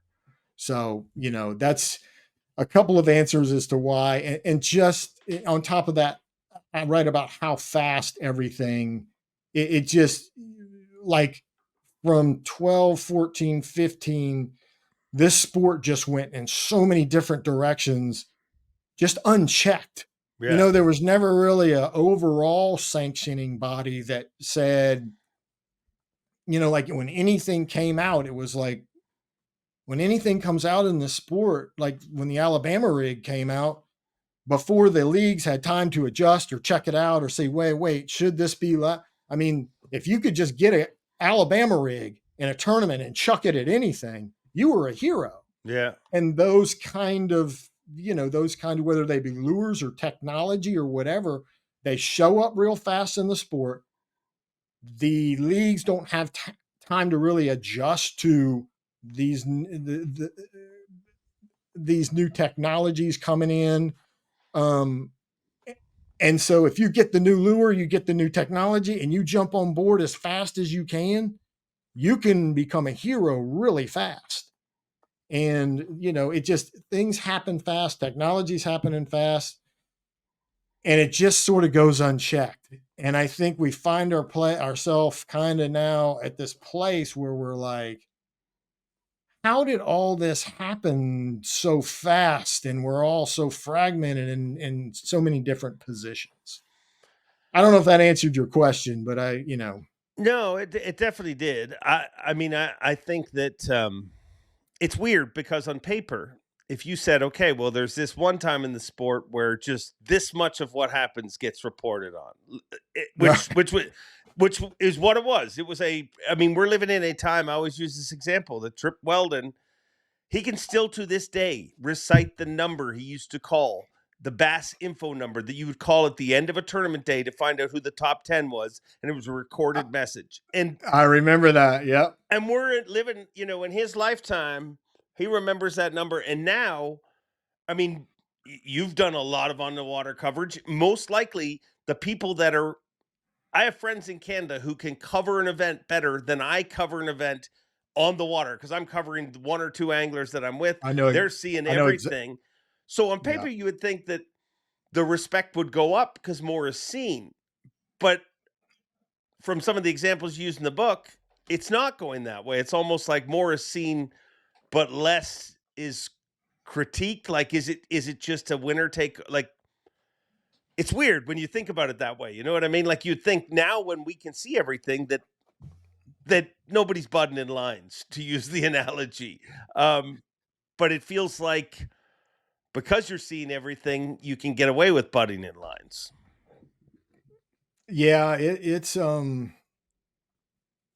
know, the other thing too is there seems to be, and this is, you know, sort of in the last, getting pretty recent now, I'd say last 3 to 4 years, seems to be this starting to get a little pervasive, this kind of bad boy kind of vibe that's going on in bass fishing, like I'm going to be the bad boy, you know what I mean? Like, and it's almost starting to get rewarded in a way. I know that sounds strange, and I'll put it to you this way. The original bad boy in bass fishing was Mike Iaconelli, in my opinion. Yeah. Oh, that, you know, he was the original bad boy. Okay. He came from New Jersey. He was urban. We talked about this the other night. He came from breakdancing. He has tattoos. You know, he says what he thinks. And he, you know, we've seen all his antics. He's yelled at dogs and thrown stuff and broke rods. And, you know, he's the bad boy. And that's fine for Ike to be the bad boy, because here's the difference. As far as I know, I've never known Ike in 30 years to break a rule or to brush up against a rule. I think he had one episode and one classic where he fished in some off limits, and you know, I think, but and other than that, himself, like made a call on the water. So even when he was breaking a rule, I mean, I have a theory where that was all just a setup. I think he wasn't catching them. I mean, I think Ike is a marketing machine, but you're right. That's not the point. Yeah. The point is that Ike was a bad boy, right? And he got a lot of fans for that. Fans loved him. Ike, the bad boy. Okay. But he would never, Iaconelli, in my opinion, would never brush up against a rule or get in a gray area intentionally. Now it's getting where, and I think you know where I'm going. Like you can brush up against some rules, get in a gray area, and then, the leagues never really say exactly what happened and, what the real penalty was. And then it becomes this whole thing of like, well, after an angler has a couple of run-ins with the rule, it's like, well, they're just out to get me. That's got to be what it is. Yeah. Then it turns into like, oh, forget them. I'm going to do what I want to. I'm the bad boy. I mean, but when I'm really starting to say, it used to be in this sport, if you had a bad relationship with the rules, there was a group of anglers in the old school. They could drop the tailgate and make the BS stop with sponsors, because they would go to sponsors and say, hey, I'm just telling you, this is what I saw the guy did. I'm not saying that I want him disqualified. I'm just letting you know. And then something else happens and something else happens. Well, after a while, when this person's name comes up over and over again with a sponsor, they don't get renewed. They don't get another sponsor deal. It gets really hard for them to pay the bills. Yeah. Because their reputation has gotten through the back door to sponsors. Now it's like, got in the gray area a little bit here, ran into another slippery slope over here, and sponsors seem to be, I'm not saying all sponsors, but there just seems to be the kind of like this, yeah, that's our guy. I mean, he doesn't, we're going to stand behind him. And, I'm a little concerned about where that's all headed. I guess that's what I'm getting at. Yeah. I'm concerned about, Ike Anelli's bad boy image was one thing. This is a whole different thing. This is starting to implicate into rules. Sorry, I'm banging on my desk. No, you're good. It's in mid-ad to the moment now. I mean, I just don't think that the bad boy reputation should come from running up against the rules. I just think that's like, I mean, it's like throwing paper airplanes at the principal in detention. You know what I mean? when you skip the day of school, you look at you skipped the day of school, man. How much smarter are you today?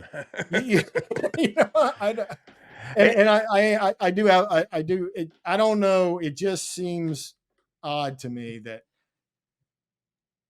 I see a lot of great anglers out there that play by the rules, that do things the right way, that have a lot of respect and catch fish and win tournaments and get a lot of awards. And I just see some of them getting passed over for people that are a lot more flamboyant in terms of the whole rules game. Yeah. Well, I mean, just a simple, somebody will put it in the comments here, guaranteed. The simple belief of, if you ain't cheating, you ain't trying. I mean, and I don't think that is specific to fishing. I think we're talking fishing right now, but I think NASCAR, it's every sport. Like it's also every, like, I remember when I was a little kid, like, if any other parent came to your house to talk about something you did, your parents believed that parent, like, you had to prove that you were in the wrong. Now it's like the world has definitely changed where, I mean, if you look at the violations in our sport that have happened, now it doesn't matter what happens. It's going to get debated through social media. You know what I mean? He wasn't really cheating. Yep. He was kind of cheating. It's just, I feel that's a softening in the world, but we're definitely seeing it in fishing. Yes. And it's a new reality in fishing. It's a bridge that hasn't really been ever had to be crossed in fishing, because the participating body of anglers have all historically, not all, there's always been some bad seas, but historically have always been, they know what the rules for. And, I have a chapter in the book. You can read a rule It says, don't fish the intake, whatever the example was. And most people are going to ride down down to the dam and go, whoa, there's the intake. I'm going to stay way far away from the intake, right? They said, don't fish the intake. And there's always going to be some guy that's like, well, just how close to the intake can we get? You know what I mean? Like, where's the, you know what I mean? Like, and so there's more of that. In the old school, people just didn't go to the intake. They're like, I'll stay away from it. Now more and more people are kind of pushing that edge, pushing that envelope. And at the same time, you have tournament directors who are not used to having the rules pushed so much. I mean, it's kind of for years, guys just played by the rules for the most part. Yeah. And if they did something wrong, they reported it and on and on and on. But now we're in just this whole different world of like, push it a little bit. Now the tournament director has to determine, well, just how far was it pushed before it becomes intentional. We have this word intentional in the sport. And all this is new. I think in a sport like NASCAR, this kind of stuff been going on for a while. One guy will change something on his bumper for the air to go around it the right way, and hopefully they won't measure it and he'll be able to get by with it. And when they do catch him, it's like, we caught you doing this. All right, back to the drawing board.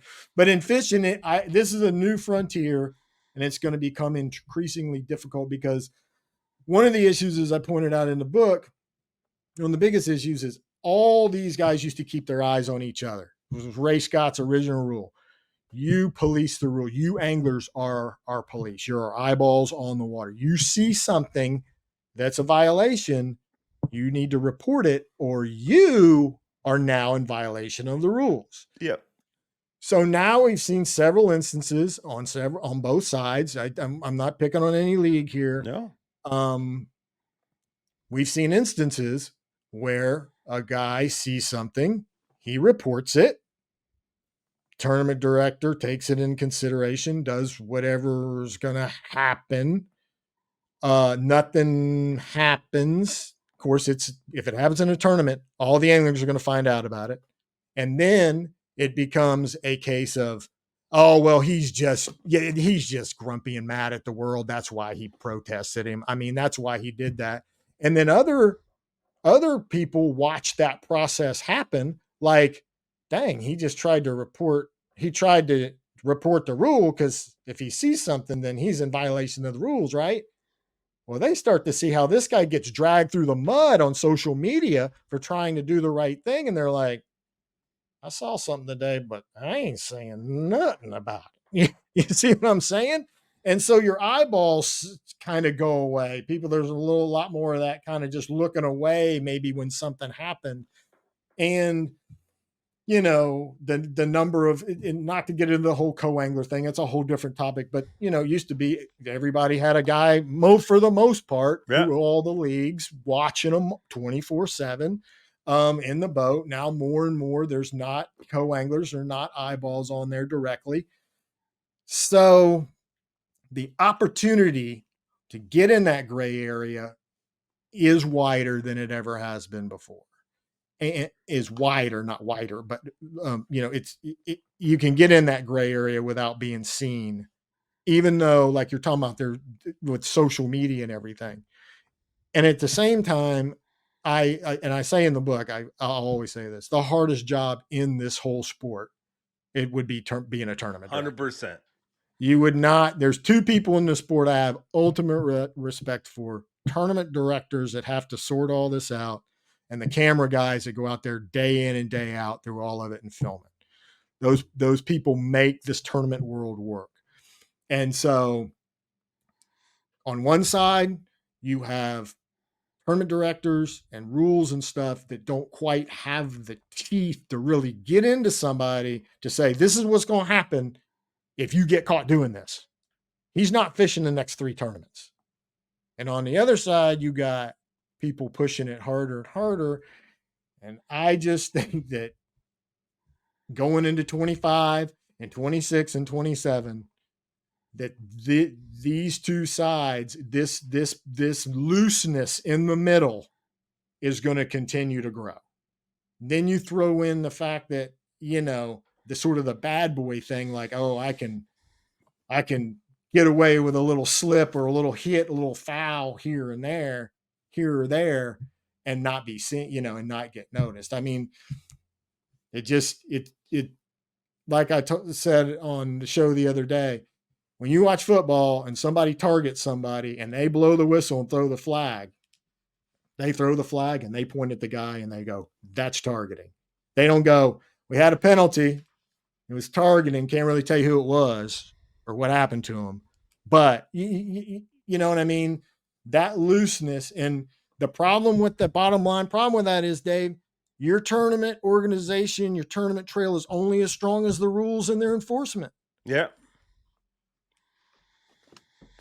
And I don't know if that's something I wish I had a solution to. I do think that in time with technology, there's going to be solutions to what we're discussing here. I think it's going to involve onboard cameras. I think we'll eventually get to the point where there will be onboard cameras that are live streaming the entire time. So somebody in a tournament director war room can monitor these people fishing at any given time. I mean, the technology coming on cameras now of how they will follow you around the boat, just it knows follow motion. You go to cast this way, you go to cast that way. You know what I mean? The technology, I think, will get there to where they can monitor people in boats at all times. And show, if you catch one, if it's bedding season and the whole in the mouth thing, you gotta, there it is. And there'll be maybe a panel of 10 or 15, just like you have all those people in the refs in football that are, this guy's the line judge. This guy does this guy does that. They'll be, so I don't want to say it's an impossible situation. I just want to say that in the future, I just don't know where this is headed.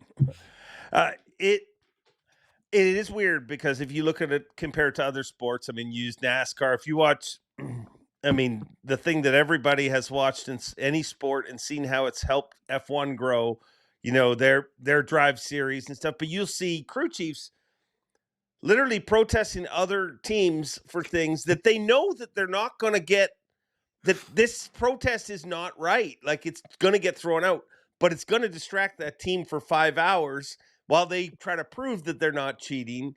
So they did, and it's celebrated there almost, where fishing, do you think that the fishing fan or the traditional fishing fan that you grew up around demands it to be cleaner?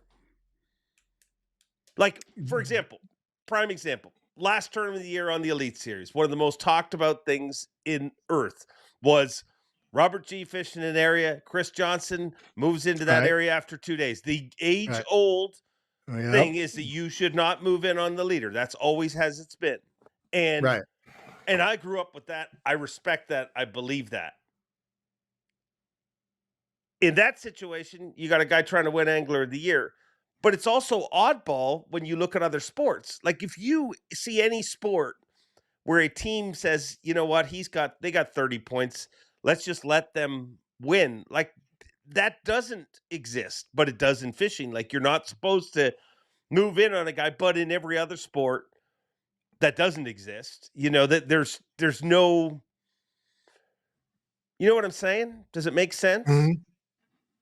Our sport seems to want to hold itself to a higher standard. Yeah, that kind of brings in the kind of another way the sport has changed too, is the individual, in the old school days, this was an individual sport. I mean, guys didn't get together at night and dice up every single fish they caught during practice and how they caught it, what they caught it on. I mean, the old school guys of the old Cochrans and Browers and Biffles. I mean, you just weren't going to have that conversation of, well, how many bites did you get? Well, what color was your jig? Well, how deep did it fall before you got the bite? How muddy was your water? What was your water temperature? How big, how tall are the bushes that you? It was just like, maybe like hey, what's the water temperature up the river? Yeah. 58. Okay, let's eat dinner. You know what I mean? Like, and these days, it is amazing. It's absolutely amazing to me. These groups and cliques that work together. There's nothing wrong with it. They're not breaking any rules at all. But there doesn't seem to be the competitive, they tried that, back in the old days, guys tried to share information, but eventually by the 6th or 7th tournament of the year, somebody was winning more than the other guys. For one side of the team. Yes. Yeah. One guy's winning more. And then they come to find out that, when he came back that one night from practice and said, hey, I'm not getting any bites, man. I just don't. Well, they come to find out he told somebody else, oh, I was killing him in practice, and then, you know what I mean? They find out that the guy's basically was sandbagging or lying about what he was doing in practice. And then, you want to talk about come aparts. My goodness, back in those days, there was nearly bloodshed over those. We're going to work together. And then it all fell apart. These days, it amazes me how well these young guys work together.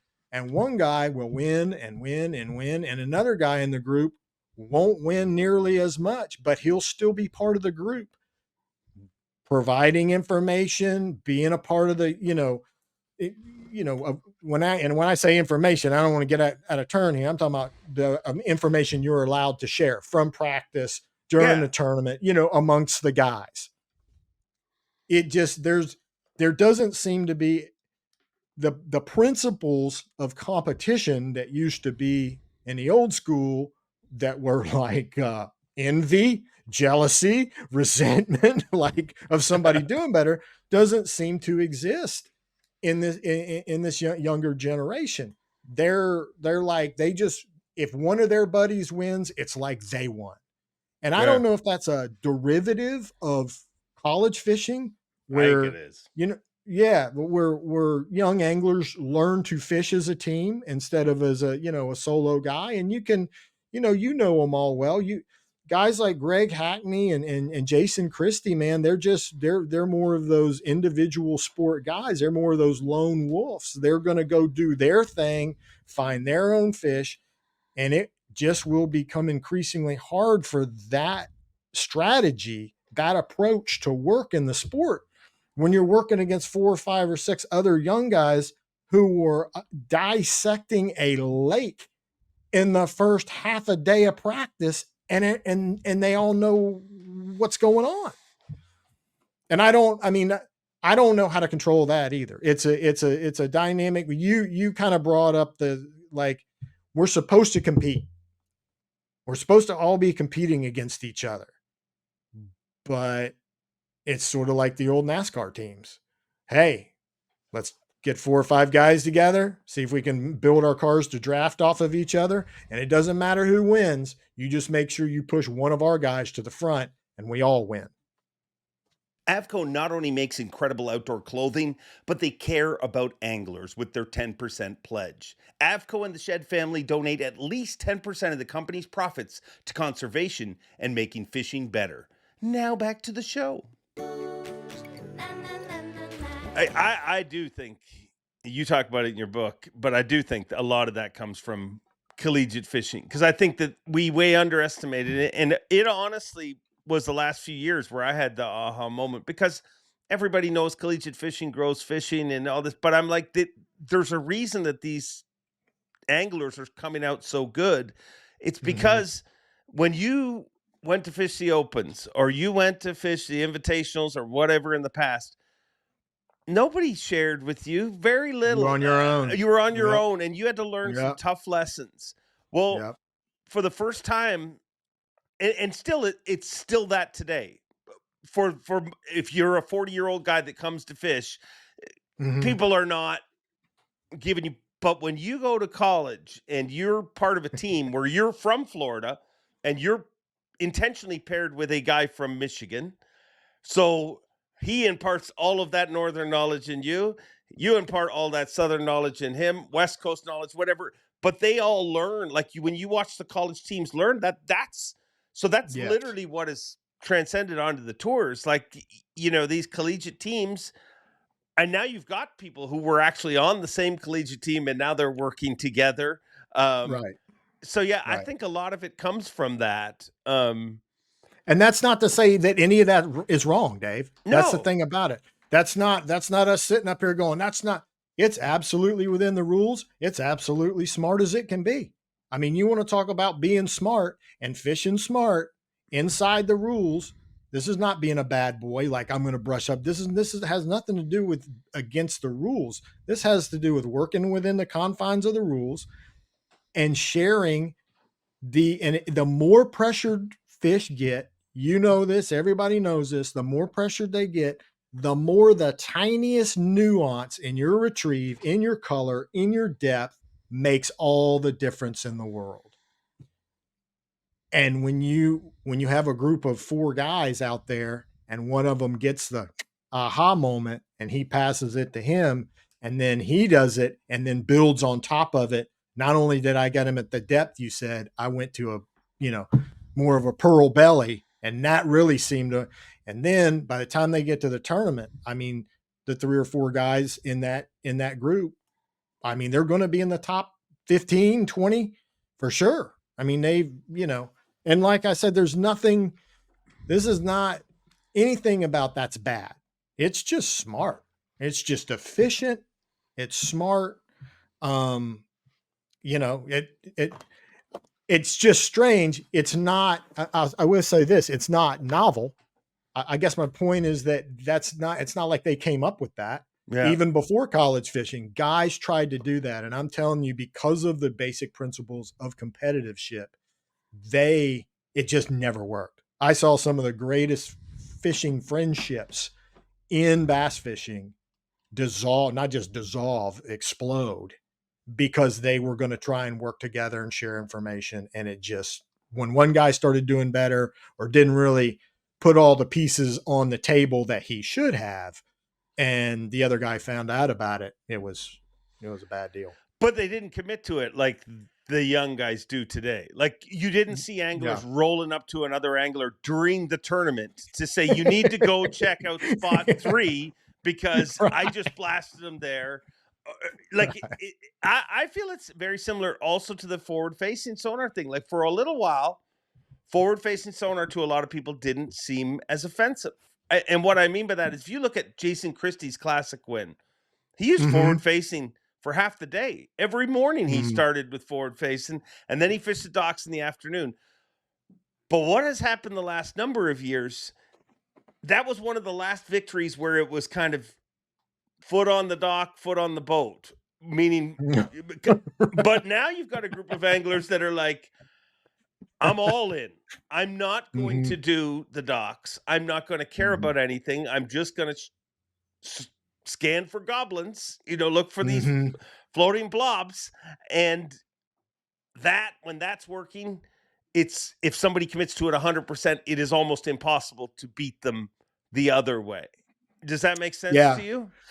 Yes, it definitely does. And it also augments the reality of what we were talking about a minute ago, where you didn't encroach on people's water. This whole forward-facing sonar in the middle of the lake has turned into it's everyone's water. I mean, it's, you know what I mean? Like it used to be a shoreline. Like, hey man, I'm fishing from there to there. You got that? Like this whole half mile, that's where I've been for 3 days.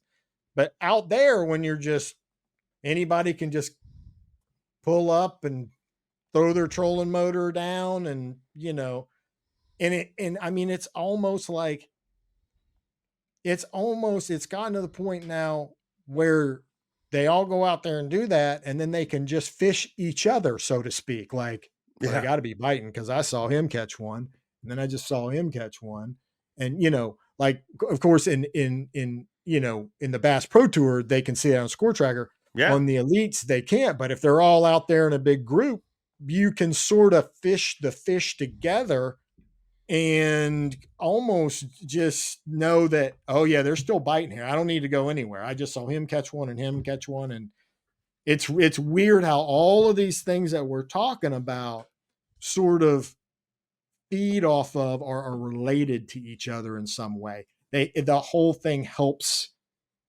this new dynamic in fishing that, is just new to all of us. Nobody saw any of this coming. Yeah. Yeah. And I mean, you mentioned Score Tracker, and it stood out to me really quickly. Like when you'd hear anglers start to ask, how's so-and-so doing? And number one, he ain't asking about his roommate. He's asking about someone where where they are. And then miraculously they make this big adjustment and they're catching them. It is pretty wild. It's wild. Yeah. The way Score Tracker, when it first hit the scene, I can remember half the guys would be like, don't give me, the Score Tracker guys told the Score Tracker update. I don't believe in that. I don't need to hear it. I'm going to fish my way. Yeah. And now 5 years later, what's such and such got? What's such and such got? Same people who are like, don't tell me that. They're like, what's he got? What's he got? They'll make a ride all the way down the lake. What's such and such got? What's he, you know what I mean? They're constantly. The guys that used to say, don't tell me anything at all. Now they're like, every time that Score Tracker shifts, you need to let me know. Let me know when you see something change on it. So how much of this has to do with I mean, there's more pros than there's ever been. Are we at the point where there's too many pro anglers? Is that what's pushing people to do this? Gosh, I mean, it just seems like they keep coming. I don't know where the line ends. No, but when it was a limited group, it feels like there was enough food for everybody. Right. But the more people that have started feeding from the trough, food's got more scarce. Yes. And people are willing to do. I mean, I think COVID was a prime example of that. You see how quick society turns on itself. And we're just seeing some of that in fishing, where it's not. When you first showed up, when you were the kid budding in that line, you could afford to stick around for a little while. You didn't expect to be a success in a year. You didn't. Correct. You knew this was you loved this. A long-term process. Yeah. Yes. Now I feel like we churn through so many anglers. Yes. It's such a quick pace, and there's so many more coming behind them that it makes people a little more aggressive. Yes. Dave, I'm sure when you started at Bass there, every year there was the one or two new guys to watch. Yeah. Just one or two of them. Like I can remember, like when Timmy Horton won Angler of the Year at such a young age, like he was the only Timmy Horton out there at his age, the new guy. There wasn't 9 of them or 10 of them. And it was always like that. There was just up until, that line of demarcation for me is like about 2012, the golden era, the past era before the recession, and the modern era. And back before the recession, there was always like, keep your eye on these couple of guys right here. Now they come so fast. It's like even covering the Tackle Warehouse Invitationals, every night I call a whole new group of guys that I've never called before in my life. And then the next night I call a whole new group that I never called. Like the churn is absolutely, the carousel is going faster and faster and faster. And I don't know what that leads to. I don't know where that's headed. I think personally it's headed to the days of 30 and 40 year careers of these guys is gone. I think you're going to see some of the guys you're looking at now that are crushing it will be around, 10 years and then call it a day, call it a career before they have to move on, before they get pushed out by the next group coming up over the hill. So in that way, to play devil's advocate, is it not just getting like other sports where the window's small? I mean, right or wrong, but in every other sport, a 10-year career, I mean, if you're in the NFL for 10 years, if you're in, the difference is the payoff is so much better. I mean, 10 years in the NFL, all your neighbors know that you played 10 years in the NFL just from the house you're living in. It is different that way. Right. Go ahead. I think in terms of that volume of anglers coming in, it's another thing that I address in the book that I'm a stickler for is there just doesn't seem to be any standards. Yeah. The need for standards in this sport. It's just, everybody's a pro angler. I mean, certainly, and I say this, if you qualify for the Elite Series, you have met a standard that makes you a pro angler, no doubt. But behind you is 1,000 or 2,000, 3,000 more guys that call themselves pro anglers because they are making a living fishing. They might not be on the Elite Series, but they make a living fishing. And, in the book, you might have seen where it's it's an outlandish idea. It's far fetched, and I don't know that it'll ever make it into reality. But I sort of outline in there the concept of earning a tour card. Yeah. Not just through fishing, but going to like a Q school that they have in golf, where you learn about sponsorships and what bottom level sponsorships look like and what should be the ceiling and what should be the floor in terms of what you start at. Sponsorships, your whole business entity, your everything. I can't, that all that educational, those educational processes, how to deal with sponsors, how to perform for sponsors, how to sell for sponsors, all of that is just it needs to be. And I outline it in the thing. There's there's enough information and never touching a fishing rod where you could teach young guys to earn their tour card. And I really think some of the old veterans coming out and retiring are the guys to teach some of these principles of the business to earn a tour card. And then from there, when you earn a tour card, you can fish, whatever trail. It's just I use my captain's license as an example. Yeah. Like I went and got a captain's license. And the reason I did is because everybody wants to be a fishing guy. Well, you have to go get this credential to be a fishing guy. And I just feel like there has to be the dilution that we have. There has to be some kind of standard met, a credential, a criteria that you have to meet so that sponsors will say, this guy is actually a credentialed touring pro. The other 5 that are asking to be on the pro staff are not. So here's the choice.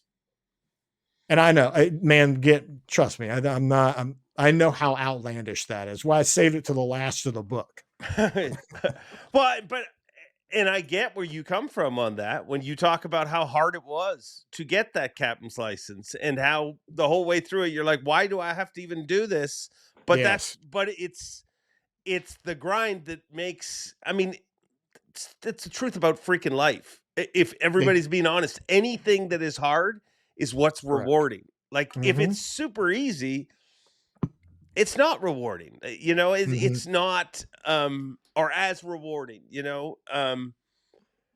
but I think that's got to be done by anglers almost, like, because the way it is now with multiple leagues and more leagues coming seemingly yearly or different, it would have to be done through the anglers. And then you've got anglers that don't do anything with tournaments, but they're professional anglers making a living for, it's so muddy there. One thing I do want to talk to you about, though, is what I believe you referred to as the kind of the glory days of the sport. And it was a wonderful time.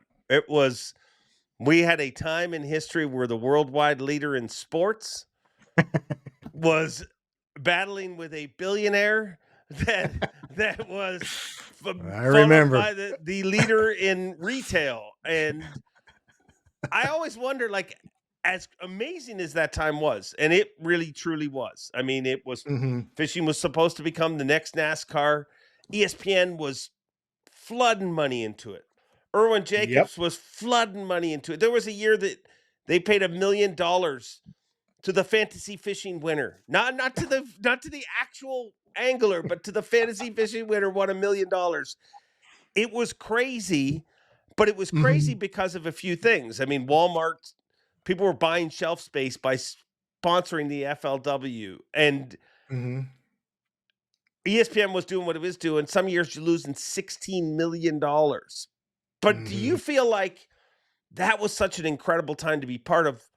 But in some ways, I wonder if we're still trying to recover from it, because it was so, like, I only know what I know from ESPN, but I know they lost $16 million some years. And at that time, now you got companies that are trying to stay in, like, there's a reason all of those companies are gone now. Like, they're not part of the sport because you could only lose so much for so long. Do you think the money's still there, or do you think it was over?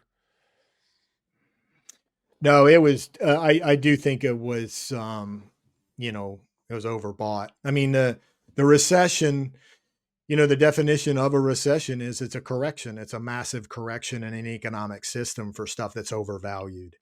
And, fishing, not just fishing, let's be honest, the Great Recession crushed everything. Yeah. I mean, so much stuff was overvalued, and it brings things down to its real value. And, after the recession, a lot of other things, sports, entertainment, all kinds of other things in our lives began to rebuild and grow again. And fishing has just never really been able to get out. And the cycle that I think that's what the book is just about, so many of these little cycles. I think what happened was that during the golden years, the new dream job in America was to become a professional angler. Then the recession hit, and there was no sponsors. There was nothing. Fishing comes back online. Professional fishing comes back online. Companies that were previously paying anglers, and I'm just talking about lure companies, line companies, they were previously paying anglers $50,000 and $60,000. I'm not even talking about for a title sponsorship. Yeah. I'm just talking about lures and stuff. Paying them guys $30,000 to $60,000. When they got back online, they said, "Hey, we can't do that anymore. We can give you 10 grand." And when they said that, a line of 1,000 people showed up at the door and said, "I'll do it for 10 grand. I'll do it for 10 grand. I'll do it for 5. You know what? Just wrap my boat. If you just wrap my boat." And so those companies never had to pay that kind of money again. Yeah. Because the demand to come play the game was so large. I mean, the demand was unbelievable. I was amazed at how quick, even during the recession, I mean, tournament fishing continued through the recession. I was amazed at how many people continued to stay in the sport. And then even after it came by the masses to participate in it. And the money never, it didn't have to. I mean, why, those prices, those free hulls that everybody got, all those memo boats, all that stuff that happened back then, it was overvalued. Like you said, two of the world's biggest corporations were pumping money into the sport, and it became overvalued. They were digging for the next NASCAR. They were trying to find it was a race for the next NASCAR, and the recession came and it was just never found. And, this is what we're left with. And since we've come out of it, that's what I'm talking about. It's just gone in so many different directions. Yeah. Yeah. It's a wild, it is wild because there's no other, and I feel for a lot of people in the sport. Everybody that's part of the sport, but if you look at it, if you were, there's no other sport that you're making less 10 years later, 15 years later, 20 years later than you were. And in fishing, it is that way. But that's what goes back to my theory about it being, there's so many people that want to do it. There's two major circuits. NPFL started up. They had no problem getting people. You know what I mean? Right. And I am certain if another circuit starts and they offer live streaming, there's going to be what's going to happen, Dave? They'll be angling. As much as, and you don't ever want to say that there's too many people in it, but that's just I mean, what makes an NFL player so valuable? Because there's only so many of them. There's so many good ball players that came along and that, were the best ball player in your high school, maybe even in your college, but they just weren't good enough to make it to the NFL. But in pro fishing, it feels like they've tried to make a home for everybody, but that's made it tough for some of these people that I don't know, dude. This feels like a conversation that like it never ends. Like No, it there's is no result. Like there's no. I right. wish you could be like, if you buy this book, you'll see how to fix this. But you'll No, learn some amazing things in this book. Like some of the amazing stuff that you opened up about that I love hearing, like people taking liberties in grays and stuff that nobody ever talks about, which I think is part of the sport. But ultimately, I don't know what the future is. I don't have a clear answer because yes. And I do want to make it, and I'll be the first to admit, if you're buying that book thinking like this is like, and if you order now, you'll learn how to become a professional fisherman, and in 3 years you'll be on tour guaranteed. It's a money back guarantee if you buy this book and follow my steps. It is not like that at all. It's more of, it's more of a, I just want what I've seen most of that is a little worrisome to me. And there's no way around this. Is the last time I was at a college tournament, like not in the studio, but on feet on the ground, covered a college. You can walk around during weigh-in and listen to the parents talk. And parents are like, gosh, I understand football, and I understand professional baseball, and I understand basketball and how, the standards to get there. My son wants to do this for a living. And you can just see kind of the conversation revolves around, well, how do you get there?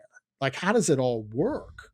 Like, how is there a step that you go? I mean, everything, NFL comes out of college. You got baseball, you got AAA baseball and farm leagues like that they pull from. Like you can see PGA is the Q school. Like you can go read, find facts about how this works.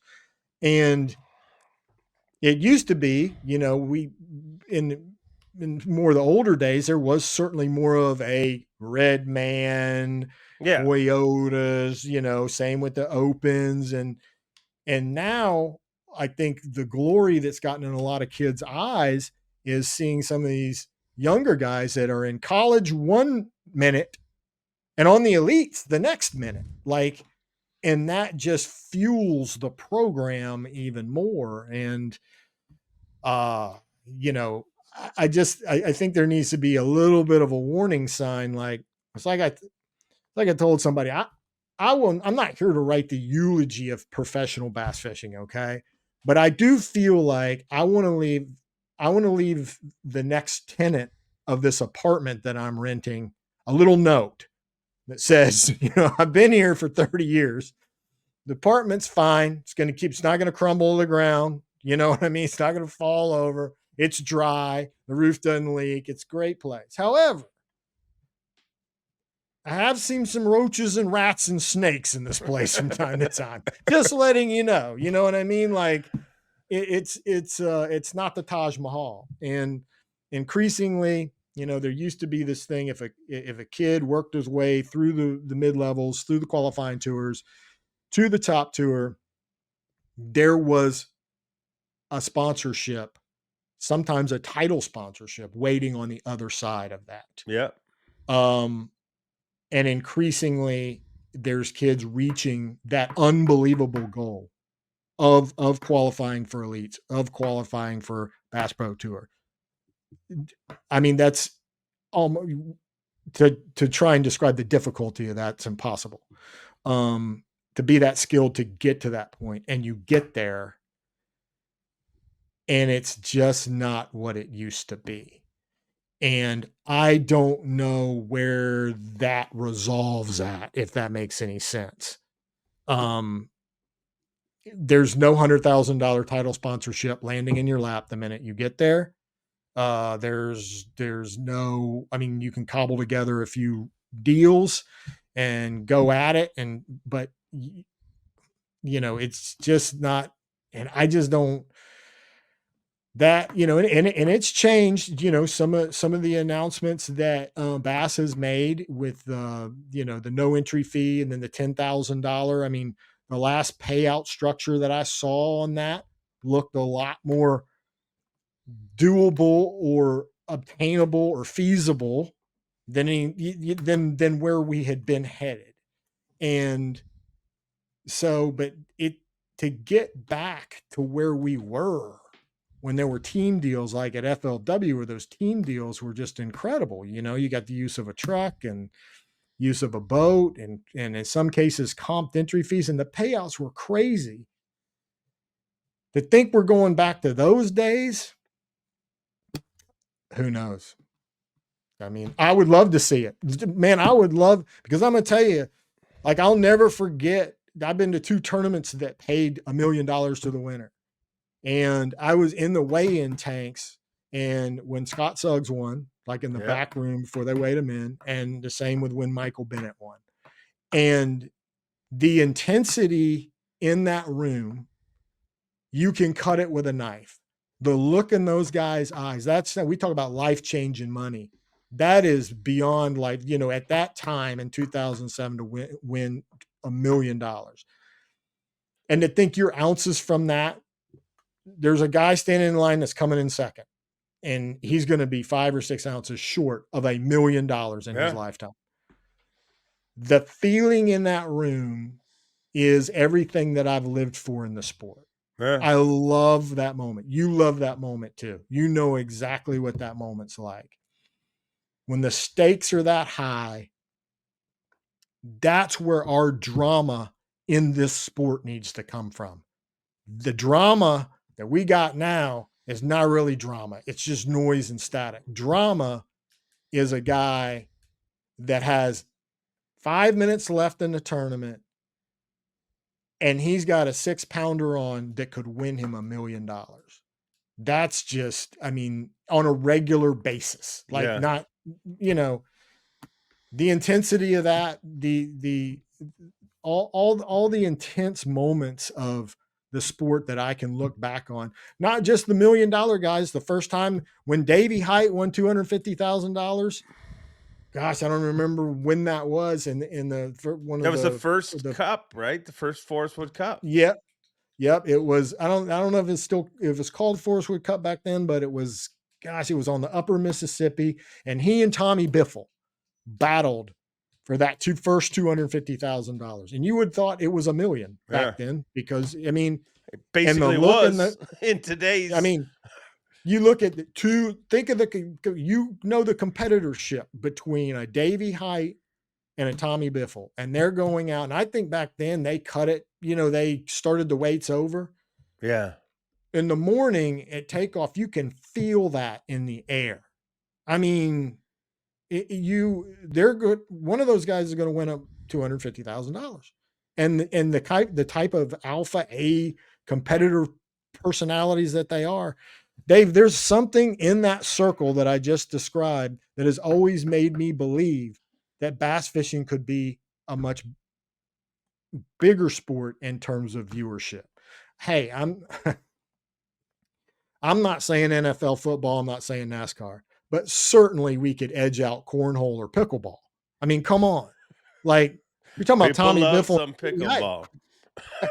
I mean, and they were, and Tommy Biffle and Davey Height were in a frog battle, which makes it even better. I think if I remember correctly, that was a total, top of frog deal up there on the Mississippi River and then it went to 500,000. And anyway, it's just that there was always this, I mean, there was something bigger than all of us in the room. Yeah. And the classic, thankfully, the classic still maintains that, you know what I'm getting at, that moment in time.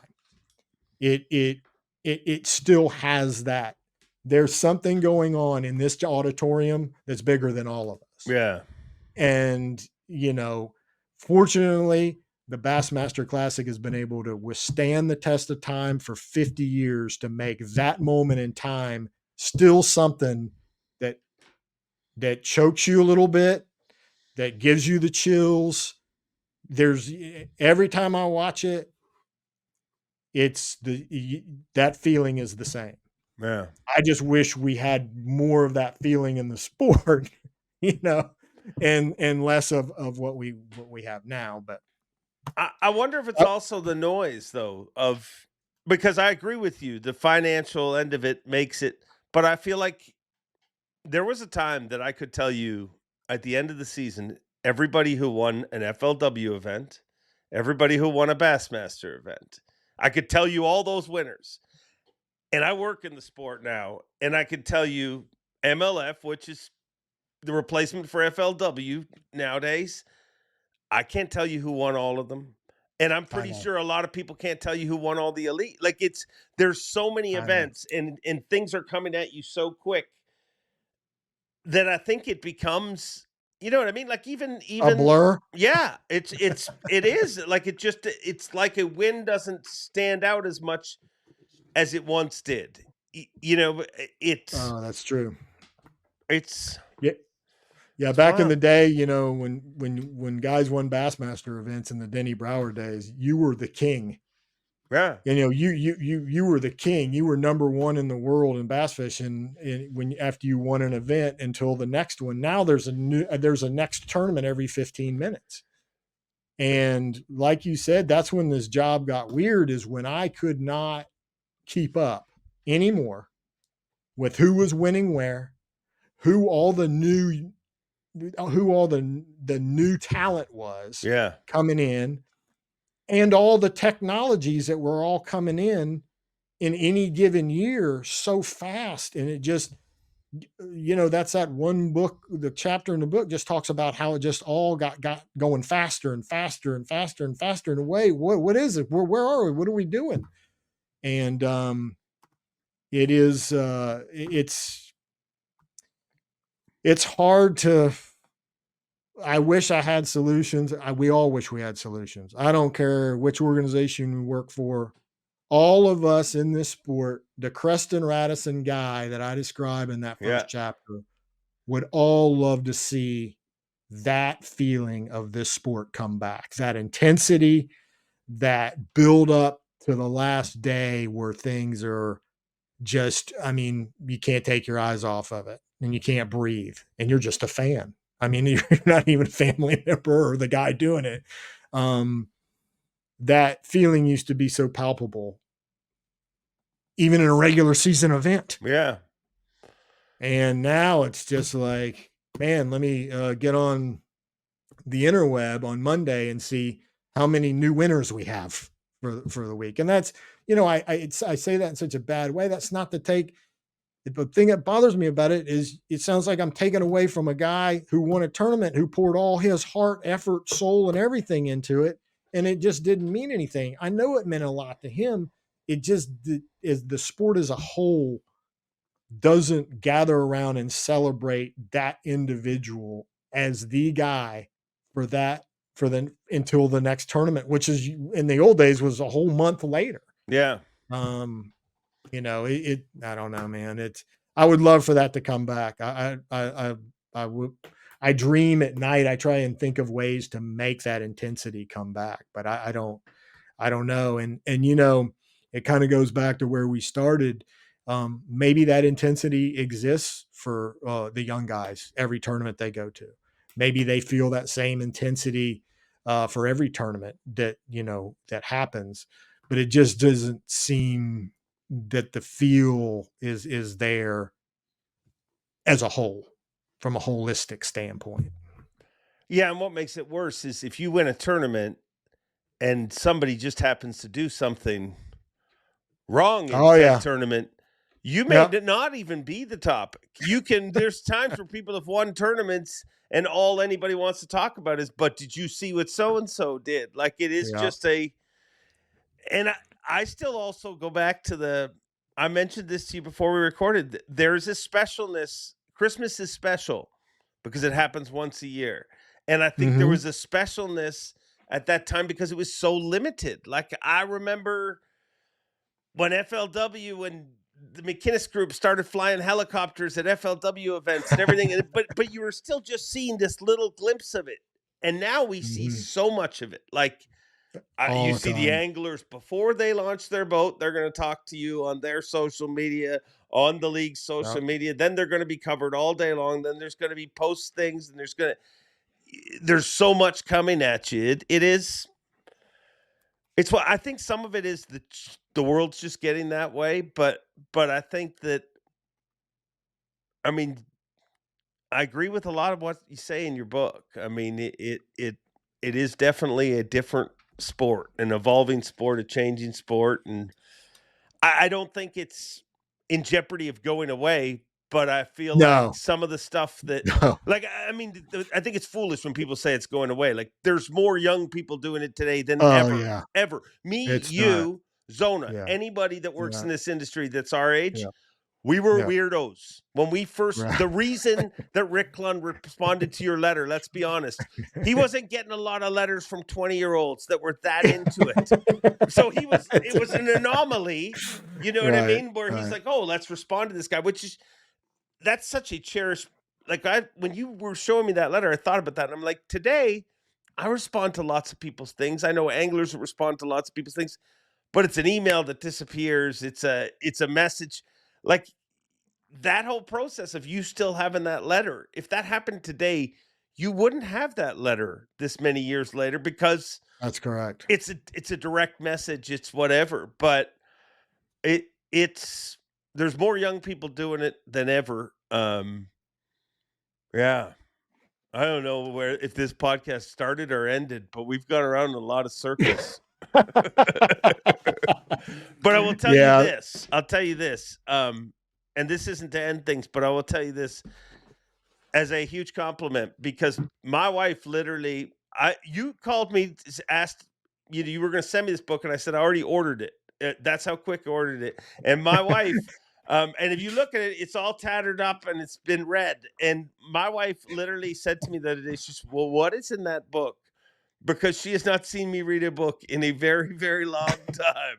So if that means anything, it's a great job. Like, I mean, and I wanted to just have a conversation with you. We didn't get into tons of, in this chapter you addressed this because I feel like people should want to read this because you do reveal a lot of stories that I've heard and seen of that you don't ever hear printed. So my question is, did you have to move away from MLF to actually write this book? Well, there's been a lot of people that have read it and they're like, man, I'm kind of disappointed. I thought you were going to throw more people under the bus. You know what I mean? I thought you were going to dig more dirt. All the kind of stuff that happened over there. That's just that's not the kind of person I am. No. I'm not, I know a lot of bad stuff that's happened, but the book was just really, I haven't had anybody say anything about it over there. All the stuff in there is that there's nothing in there that's like I got from NDAs or stuff that people should. I mean, it's all, the printouts those are public printouts that I published. All the stuff that I talk about in there is pretty much common knowledge. My whole goal was just, any podcast or any phone call you have with somebody, you talk about this. You go down forward face sonar. The next guy you talk about, man, these guys are playing in the gray. They're playing in the gray. Next guy you talk to, this sport's getting way too expensive. This is crazy. Where's all this money come from? The next guy you talk to is, did you hear he jumped his hole and then they got in this big fight? And so it's here.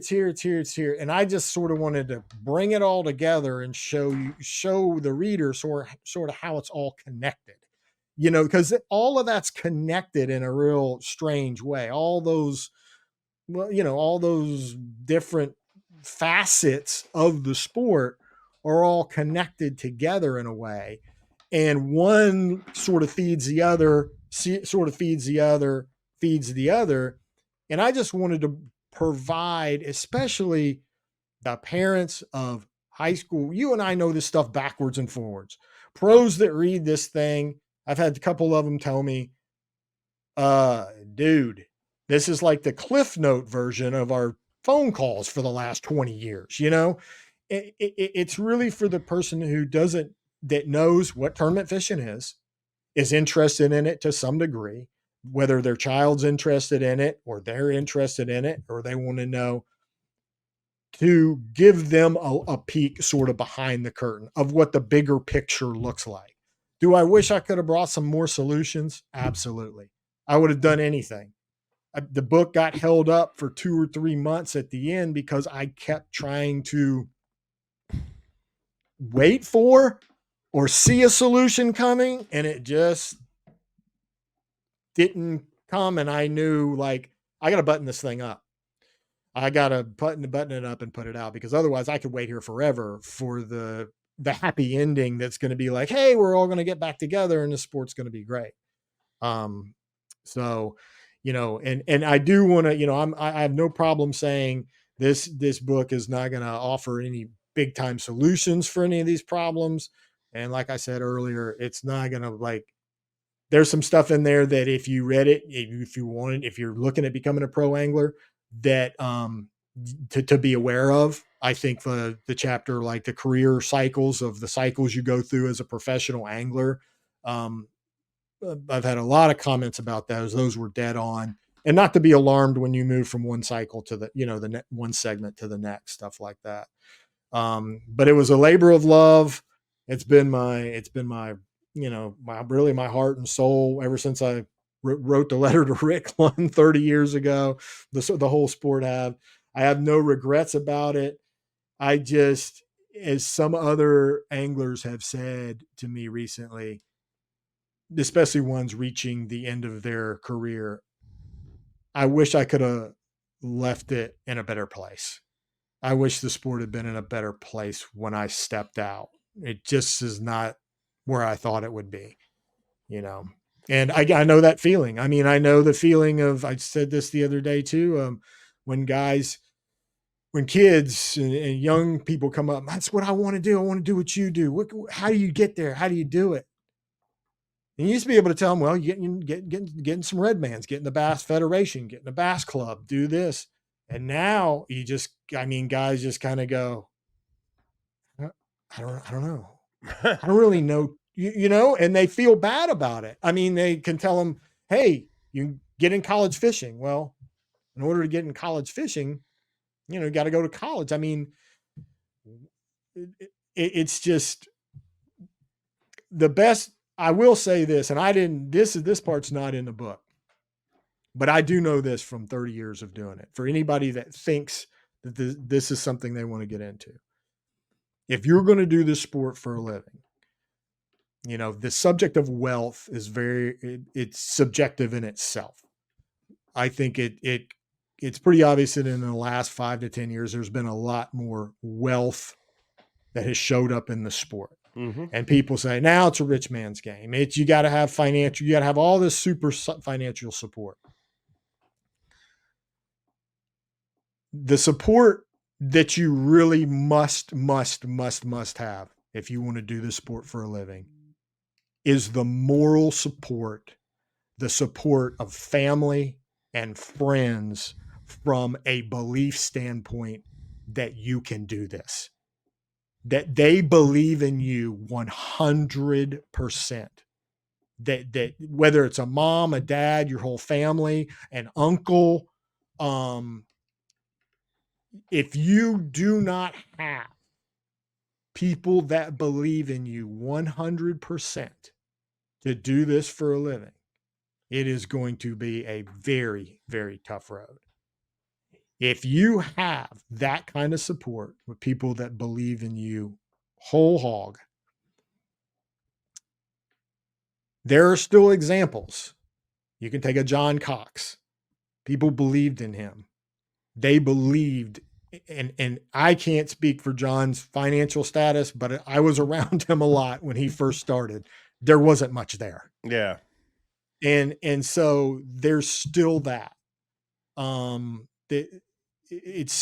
you have to have, the young man that just won the classic, Justin Hamner.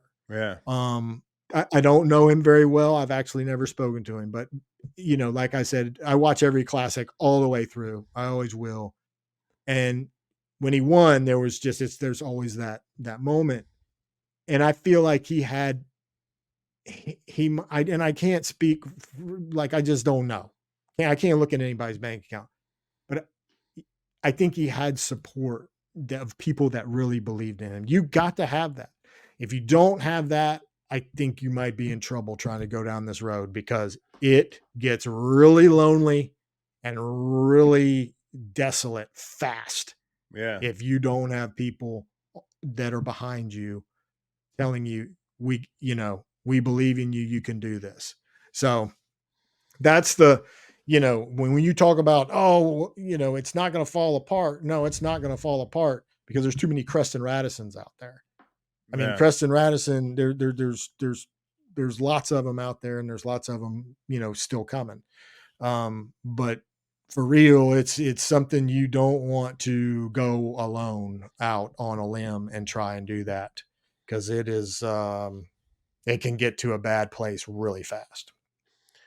Do you think, I mean, there's no way of knowing this for sure, but when you first started and you asked a rookie what their goal was, do you think that has changed somewhere along the way? Because today the answer is, I just want to make a living fishing. Mm-hmm. But in other sports, it's, I want to be the best. Yeah. Yeah. I wonder if at one point, like, I believe Rick Clunn showed up because he wanted to test himself to be the best. But somewhere along the way, that's kind of changed, where it's, I just want to make a living, because it's, I don't know if that's right or wrong, but do you think that's changed? No, I think that a lot of people get into this. It's really it's almost two categories of people. I mean, it can be one and the same. The guy that wants to be the best, they make a living. But there are people that have told me, if I can just pay my bills with this, that's all I do. And I mean, I know people who, if they weren't doing this, they would be making $60,000-$70,000 a year hanging sheetrock, and they would rather make $60,000 or $70,000 a year fishing. Yeah. And so, I get that, but what you find out is, you, like in the steps in the book there, that there are times when I've heard the same people who, I just want to make a living fishing, say, man, sometimes I wish I could just make a living doing something like, you know what I mean? The hanging sheetrock. This is, the pressure never goes away in that sport. Ever. It is always heaping on top of you every morning and night that you get up. And personally, that's why, I mean, I'm not ashamed to say that's why I could never do that. I mean, initially I thought I'd be a pro. That's how I initially got into the sport. That part didn't last long, because I didn't have the finances or the skill or the inherent talent, but mostly waking up every day and looking at the other 150 guys who have the eye of the tiger, knowing, you know what I mean? Like, hey, that's fun for 4 or 5 years to go and mix it up with those guys. But man, when it comes to house payments and mortgages and feeding kids and stuff, yeah, I don't want any part of that right there. But there are some people that are, like you said, they just want to, they want to be the best. I mean, one of my friends, Randall Tharp, he didn't come out saying, you know what, I doggone it, I just want to make a living fishing. He said, I want to be the absolute best there is. Yeah. And you have to have that kind of mentality to survive in that sport. You have to, every day when you get out of bed, know that, I'm going to win today. I don't care if you're in 10th place in the top 10 by 20 pounds. I'm going to win today. I want to be the best. And, There's some people that don't. That's actually a very interesting question, because in today's world, I wonder on some of the young people coming in that appear to be very financially backed. Like, money's not really an issue. Why do they just want to make a living fishing? Well, they could probably go make a living doing anything they really wanted to. So it only leaves you to ask do they want to be the best? And I think more and more what I'm seeing out there in the current state of things is groups of guys that are having a really good time fishing at the top level, spending time together, in the highest level of the sport. And they're fishing. I mean, they're living their best life. Yeah. In terms of, and loving every minute of it. You know, it kind of goes back to the beginning there, where you just want to take that away. These guys are having a great time. They stay together. They grill together. I mean, you know, it's fun to get together just with your buddies, just on a weekend, a holiday weekend, to grill out and fish together, and, you know, hang out at night and have some cold beverages. I mean, even if there's not a tournament going on, that's fun to do. Now throw in a highly competitive event, and it makes it's a pretty attractive lifestyle compared to other things that, you know, you could be doing. Yeah. Yeah. And the one word you just said there, that's the other thing you need. You need support. You need to be driven, but man, you need to love it. Like everybody that I know that's successful at any level in this sport, whether it be television end of things, whether it be competitive fishing, they love it. Like, I mean, I use Al Linder as an example. I remember growing up idolizing Al Linder, and the first time I was actually in an event with him, I was just in awe that, like, this dude is like, he just loves, like, you know what I mean? You think, oh, maybe that's just a character or whatever, but you're like, no, he is that driven. Like, and it isn't just the actual fishing, it's the talking to other anglers and how you're catching, like, but everybody, like, I mean, Bill Dance can't be Bill Dance without love. You know what I mean? I what know. you live and breathe. It's who you are. Yeah. I thought I really loved bass fishing, and I do. I love to go bass fishing 2 or 3 days, but I'm good. I'm good after a couple days of fishing. You know what I mean? These guys that are out there doing it, they want to go every single day, 7 days a week. Alex Davis, you know, is a guide at Gunnersville. Yeah, great dude. That guy, the spinnerbait kid originally. Yes, the spinnerbait kid. He absolutely the guy guides 5-6 days a week. He has a day off. He goes out to Gunnersville to catch another 30 or 40 bass. He absolutely loves it. He didn't just start 5 minutes ago or 10 minutes ago or, you know, 5 years ago. He's been doing this for 15 or 20 years and absolutely loves it every single day he goes. And that, you have got to have that. Yeah, for sure. For sure. And John Cox, another one of like, yep. Dude goes shiner fishing for fun. Like, I mean, we literally he almost won a tournament in Florida, and me and him had joked all week about going shiner fishing after the last day of the tournament. And he was ready to go that night. And I'm like, no, your whole family's here. You should. But he's like, oh, they'll come. Like, I mean, and it's everybody. Van Dam, the same. I mean, you have to have that. And that's at the end of the day where I think you can look at where it's wrong. But if you focus on where it's right, I mean, you got a group of people making a living. I mean, I make a living doing what I dreamed of doing when I was a kid. You know what I mean? Like, we're such a small percentage. And, you know, your goal started, and everybody's goal, I think, starts as like, I'm going to compete. I'm going to do this. But wherever you end up in this industry, you're still, I mean, I spend, you know how much of my life I've spent in a freaking cubicle? Very Right. little, like very Right. little. I've Right. never been to Bass's office. True story. Right. I don't go to offices. Um, I've been to JM, but I've never ever been to Bassmaster's offices in Birmingham. But like that to me, as much of a joke as that's become, it's also like a badge of honor. Like I just have spent my life living. Mm-hmm. Yeah. You don't do cubicles? No, I try to stay. No. I try to stay away from HR departments. They get me in trouble. No, and Yeah. honestly, I had never been there, and it became a joke because I'd worked for Bass for 5 years or something, and I just jokingly said to Bruce Aiken at the time, I'm like, yeah, I don't do offices. I just so it became a joke between me and him where I would literally drive through Birmingham. I'd stop at the Bassmaster offices like after hours, take a picture in front of it, send it to him, and be like, still not coming to the office. So I might have just outed it, but yeah, no, it was just a joke to begin with. But I've never actually been there, and now their office moved, so I'm never going to that. I'll maybe go to the new office. It has a pond there, so I'd like to try It's hard that out. it's hard to explain that love too. I can't tell you why it is that I love to get in a boat and Yeah. go watch guys compete in tournaments. I can't. I just don't.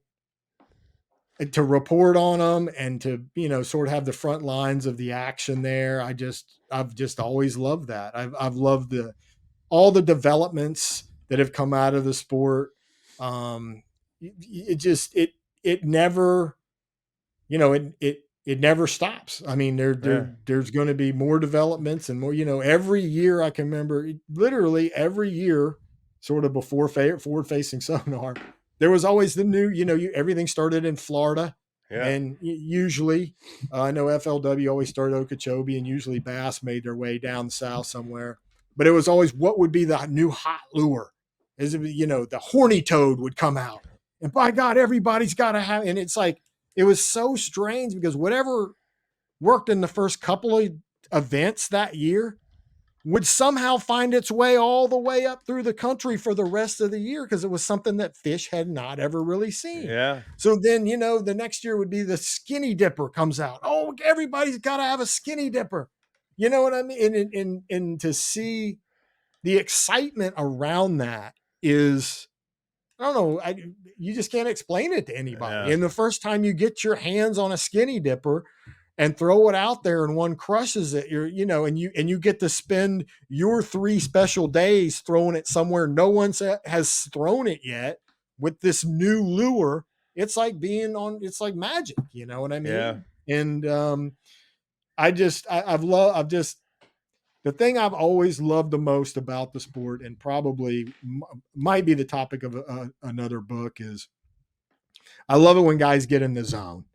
And that's what I fell in love with. Clun's first classic wins was the zone. Yeah. And I believe in it. I believe in the zone in all types of sports, all types of arts, music, whatever. The zone is a very special place. And when you see guys get in it in fishing, sometimes it lasts for 3 hours. Sometimes it lasts for 3 days. There's some guys it kind of gets on them for 3 months. They can just do no wrong. Life is just magic. And when you're dealing with a sport with so many variables, So many, not just golf or football or other things, guys get in the zone. This one has more variables than anything else. And you get in that zone and you see people get in that zone. And it's just a special place. Yeah. It's the most special place on earth. And, even as an average angler, I can get in that zone maybe just for 5, but it's just not, it's not just, what it feels like, that moment in time where everything, you're not cold anymore. You're not hungry anymore. You've shivered all the shiver out of you. Everything sort of goes numb. And then the water changes, just something changes and you drop into this place and you're like, man, I've never noticed that stump over there before. Like is that a new, you catch one off of that, and then you're like, it's stuff just materializes. You just ride down the lake and man, that looks really good. I've never fished that. And you pull in there and you just crush them. Never crush them there again. Never happens again. But that one day where you just everything, that magic is what that zone place is what being alive is about to me. Like, Hell and yeah. it doesn't have to be in fishing. It doesn't have to be, it happens in people's lives as parents, as seeing their kid play football for the first time or do something for the first time. I'm not a parent, but I've talked to plenty of parents that have that just people that play music. I mean, it goes on and on. The big thing in life, I mean, this is getting in a broader conversation. You've got to find something that puts you in that place, because Yeah. that's what makes life worth living. And getting back to why people do that, I just want to make a living fishing. I just want to make a living. It's their ticket to that zone. That's what their zone is. They want to be able to go to the water every day. And if just for 2 minutes, 3 minutes, maybe it doesn't happen at all. But if you get to touch it at all, just that magic space, it is, you're ready the next morning, you're ready to get up and try and go touch that magic again. And fishing has a lot of opportunities for that type of magic. Yeah. I think it brings you back to your childhood. Like, I think that, Mm-hmm. I mean, that's the magic of fishing, really. Like, I mean, you take any executive, any business person, or any sports person that loves fishing, like, they hook a fish and they can't help but smile. They can't, you know what I mean? But I think that, like, that zone, whether it's competition or it's just, I agree with you. That is living life. And wherever your zone is, you should do whatever you can to be there. Yeah. Because those You moments, unplug, you just unplug, like you take the nothing CEO, matters. or yes, it just in that one moment of somebody catching a fish for the first time, you can see everything unplugged from them except for that. It's the purest form of the present moment. Yeah. There's no, everything else is gone. Everything else falls away. All negativity, all suffering, all worrying. You see it, you know, like you say, taking somebody fishing and they get one for the first time and they're just in awe of this thing that bit their artificial lure and it's alive. And now I'm holding it in my hands, and you can just see, it's fun to see people go through that, you know, to experience that. And then you see them come, you know, kind of come back, and they're just like, wow, that was unbelievable. Like that really happened. And, you know, that fishing has so much opportunity for that. And I think that is why the lines are so long. And, you know, yeah. And I talk about in the book too, not to get off on another topic matter, but the whole, you know, really what we're after in life is as humans, the human brain is dopamine. I mean, we're looking Yeah. for that kind of, I mean, that's what keeps us alive. The dopamine is, you know, it is that, on a molecular level, it's what keeps us in the hunt you know, to stay alive and keep moving and keep striving, so that you can have those moments of, you know, of a big adrenaline rush when all the effort finally pays off. And it's the work you put into it. It goes back to Yep. that's why that, as you experience it more, you realize how rare that zone is. You know what I mean? Like, you can go catch a fish every day, but you can't just do certain things every day. And I think that, you know, the ultimate dopamine enhancer is, I mean, you catch a 5-pound fish, it's fun. You catch a 5-pound fish in a tournament, and it's way more fun. Yeah. Well, Especially when you know that cast that's coming, when you see there ought to be one right there. Like your everything in your intuitive, just, and it happens. yeah, And, you know, that's where, that moment right there where you're like, man, there ought to be one right there. Like, and you've made 1,000 casts and casts and casts, but something is just different about this one cast. And you're like, there's got to be one there. And it happens. And you're like, that magic that just happened right there. Now, Dave turns its head to the forward facing sonar yeah, argument as to you don't get that feeling anymore. Without the mystery. I knew that fish was there. Now you go over there and go, oh yeah, he's there. Oh yeah, I see him. Or Oh, yeah. you look and you're like, a fish is there, but you put your little machine over and you're like, yeah, there's no fish there. Like it circumvents. That's the one part. I'm like, it's when you look at all the technologies come, because to me, I think we look a little ridiculous when we're like, okay, well, we were okay with this and we were okay with maps. Right. And we were okay, but now we're not okay. But that is the one thing that it does, because all the maps and everything, they helped me put pieces together. Side imaging helped me put pieces together. All these things, shallow water anchor helped me be more effective. Yes. But the difference is, even with all those pieces, it never overrode what I thought. If I thought there was a fish in the corner of that dock, I didn't care what your map told me. But now you have a device that it circumvents all that. It makes all of that, it doesn't matter. Like, so yeah, it is.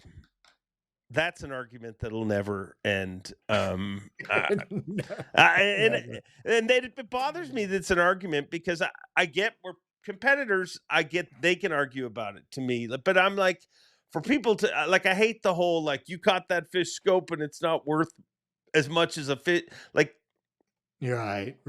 If I drive to your house using a map, is my trip to your house more valuable than the guy who uses a GPS? Like, to me, I just feel, but I think that goes back to the world we're living in, where everything's very divisive. You know what I mean? Like, everybody's separated.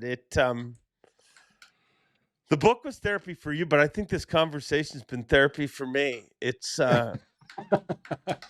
it does. It has for me. Anytime I can, and you, I have a reputation throughout this sport. You can ask people, they'd be like, yeah, when the phone rings at like 8:15 at night and it's Newell, you think twice before you answer, because you think, what am I doing for the next 2.5 hours? What am I doing for the next 2.5 hours? And it's 8:15 and I'm sober now. I feel pretty good. The next 2.5 hours, if I answer that phone, I don't know where we're going. So those long phone calls, they're harder. I found in this chopped society we live in, and fast paced and social media, it's harder and harder to entice guys to get on the phone with me at that time of night. They're like, no, I got to get up in the morning, Newell. I can't do that. Well, just look at how that's changed the world. I joke with my kids all the time. I'm like, when I was a kid, if somebody came to our door, the whole friggin' family ran to the front door to see who was there. And now, if somebody shows up at your house without saying I'm coming over or whatever, you're like, who is knocking on our door? Like, it's just the world. Kids, get back. Or, I'm not answering that phone. I don't know who's calling. There's no way I'm going to answer without knowing who's calling. Before, you used to be excited. You'd be like, hello? Who's calling? The world is definitely changing, but I'm a big believer in one thing, and it's, I don't think that this podcast gives anyone answers on anything, but I think what it does is hopefully helps people think. And I think our conversation, I mean, you've definitely made me think. Your book made me think. And whenever you can think, I think it's a good thing. Yeah, I appreciate it. I appreciate you having me on, Dave. I keep up with you a lot. Your energy is unbelievable. I'm envious of your energy, because I know what you do every day. The fact that you get up and do a takeoff and then go on the water and then do a weigh-in and then somehow find the energy to go eat with some guys somewhere and somehow get some sleep. That is but it's like you said, it's a lifestyle that you love. And I definitely enjoy the podcast. I'm not saying I've watched all of them, but whenever you have Rick Clunn on, I definitely watch. Those are good ones. Those are good ones. No, and my answer to all of that is, I don't have to do those things. I get to do those things. Like there was a Yeah. time when I didn't get to do any of that stuff, and I dreamed of doing it. Hmm. And I again but that's also what I think people like you and I, anglers, like there's a brotherhood, a whatever you want to refer to it as. There's a group of us that get to make a living in this sport, and we kind of get it. And there's good things and there's bad things that happen, and there's ups and downs and valleys, but ultimately you get to be part of this. Hmm. And I don't know, like I'm a huge NFL fan. I don't know that I could do everything that I do. You know what I mean? Like it's easy to look at the NFL and be like, "Hey, if I had my job at the NFL, you know how much more money I'd make or whatever." But this is the play. Like fishing is, Right. it's for whatever reason it drove you at 24 years old to want to be part of it. Yeah. We all get that part of it, so we're pretty lucky to. Whenever we're arguing about what's happening in tournament fishing, I always remind myself that we're arguing about what happens in tournament fishing. There's people having some real arguments in the world that would love to decide whether it makes you a better angler to catch the 5 biggest fish or as many as you can catch. I mean, there's people solving real problems in the world. Yeah. And I think that love is one reason that it pains us to see what's happening and kind of feeling the sport getting them, you know, a little loose up into the gravel near the wall, so to speak. You know what I'm saying? Because Yeah. we want, we want to be able to continue what we do and continue to love the sport. And we don't want it to change so drastically that, it can't exist in some form. Um, that's that I think that's where a lot of the guys that get grumpy and get mad and the passion runs through all of us.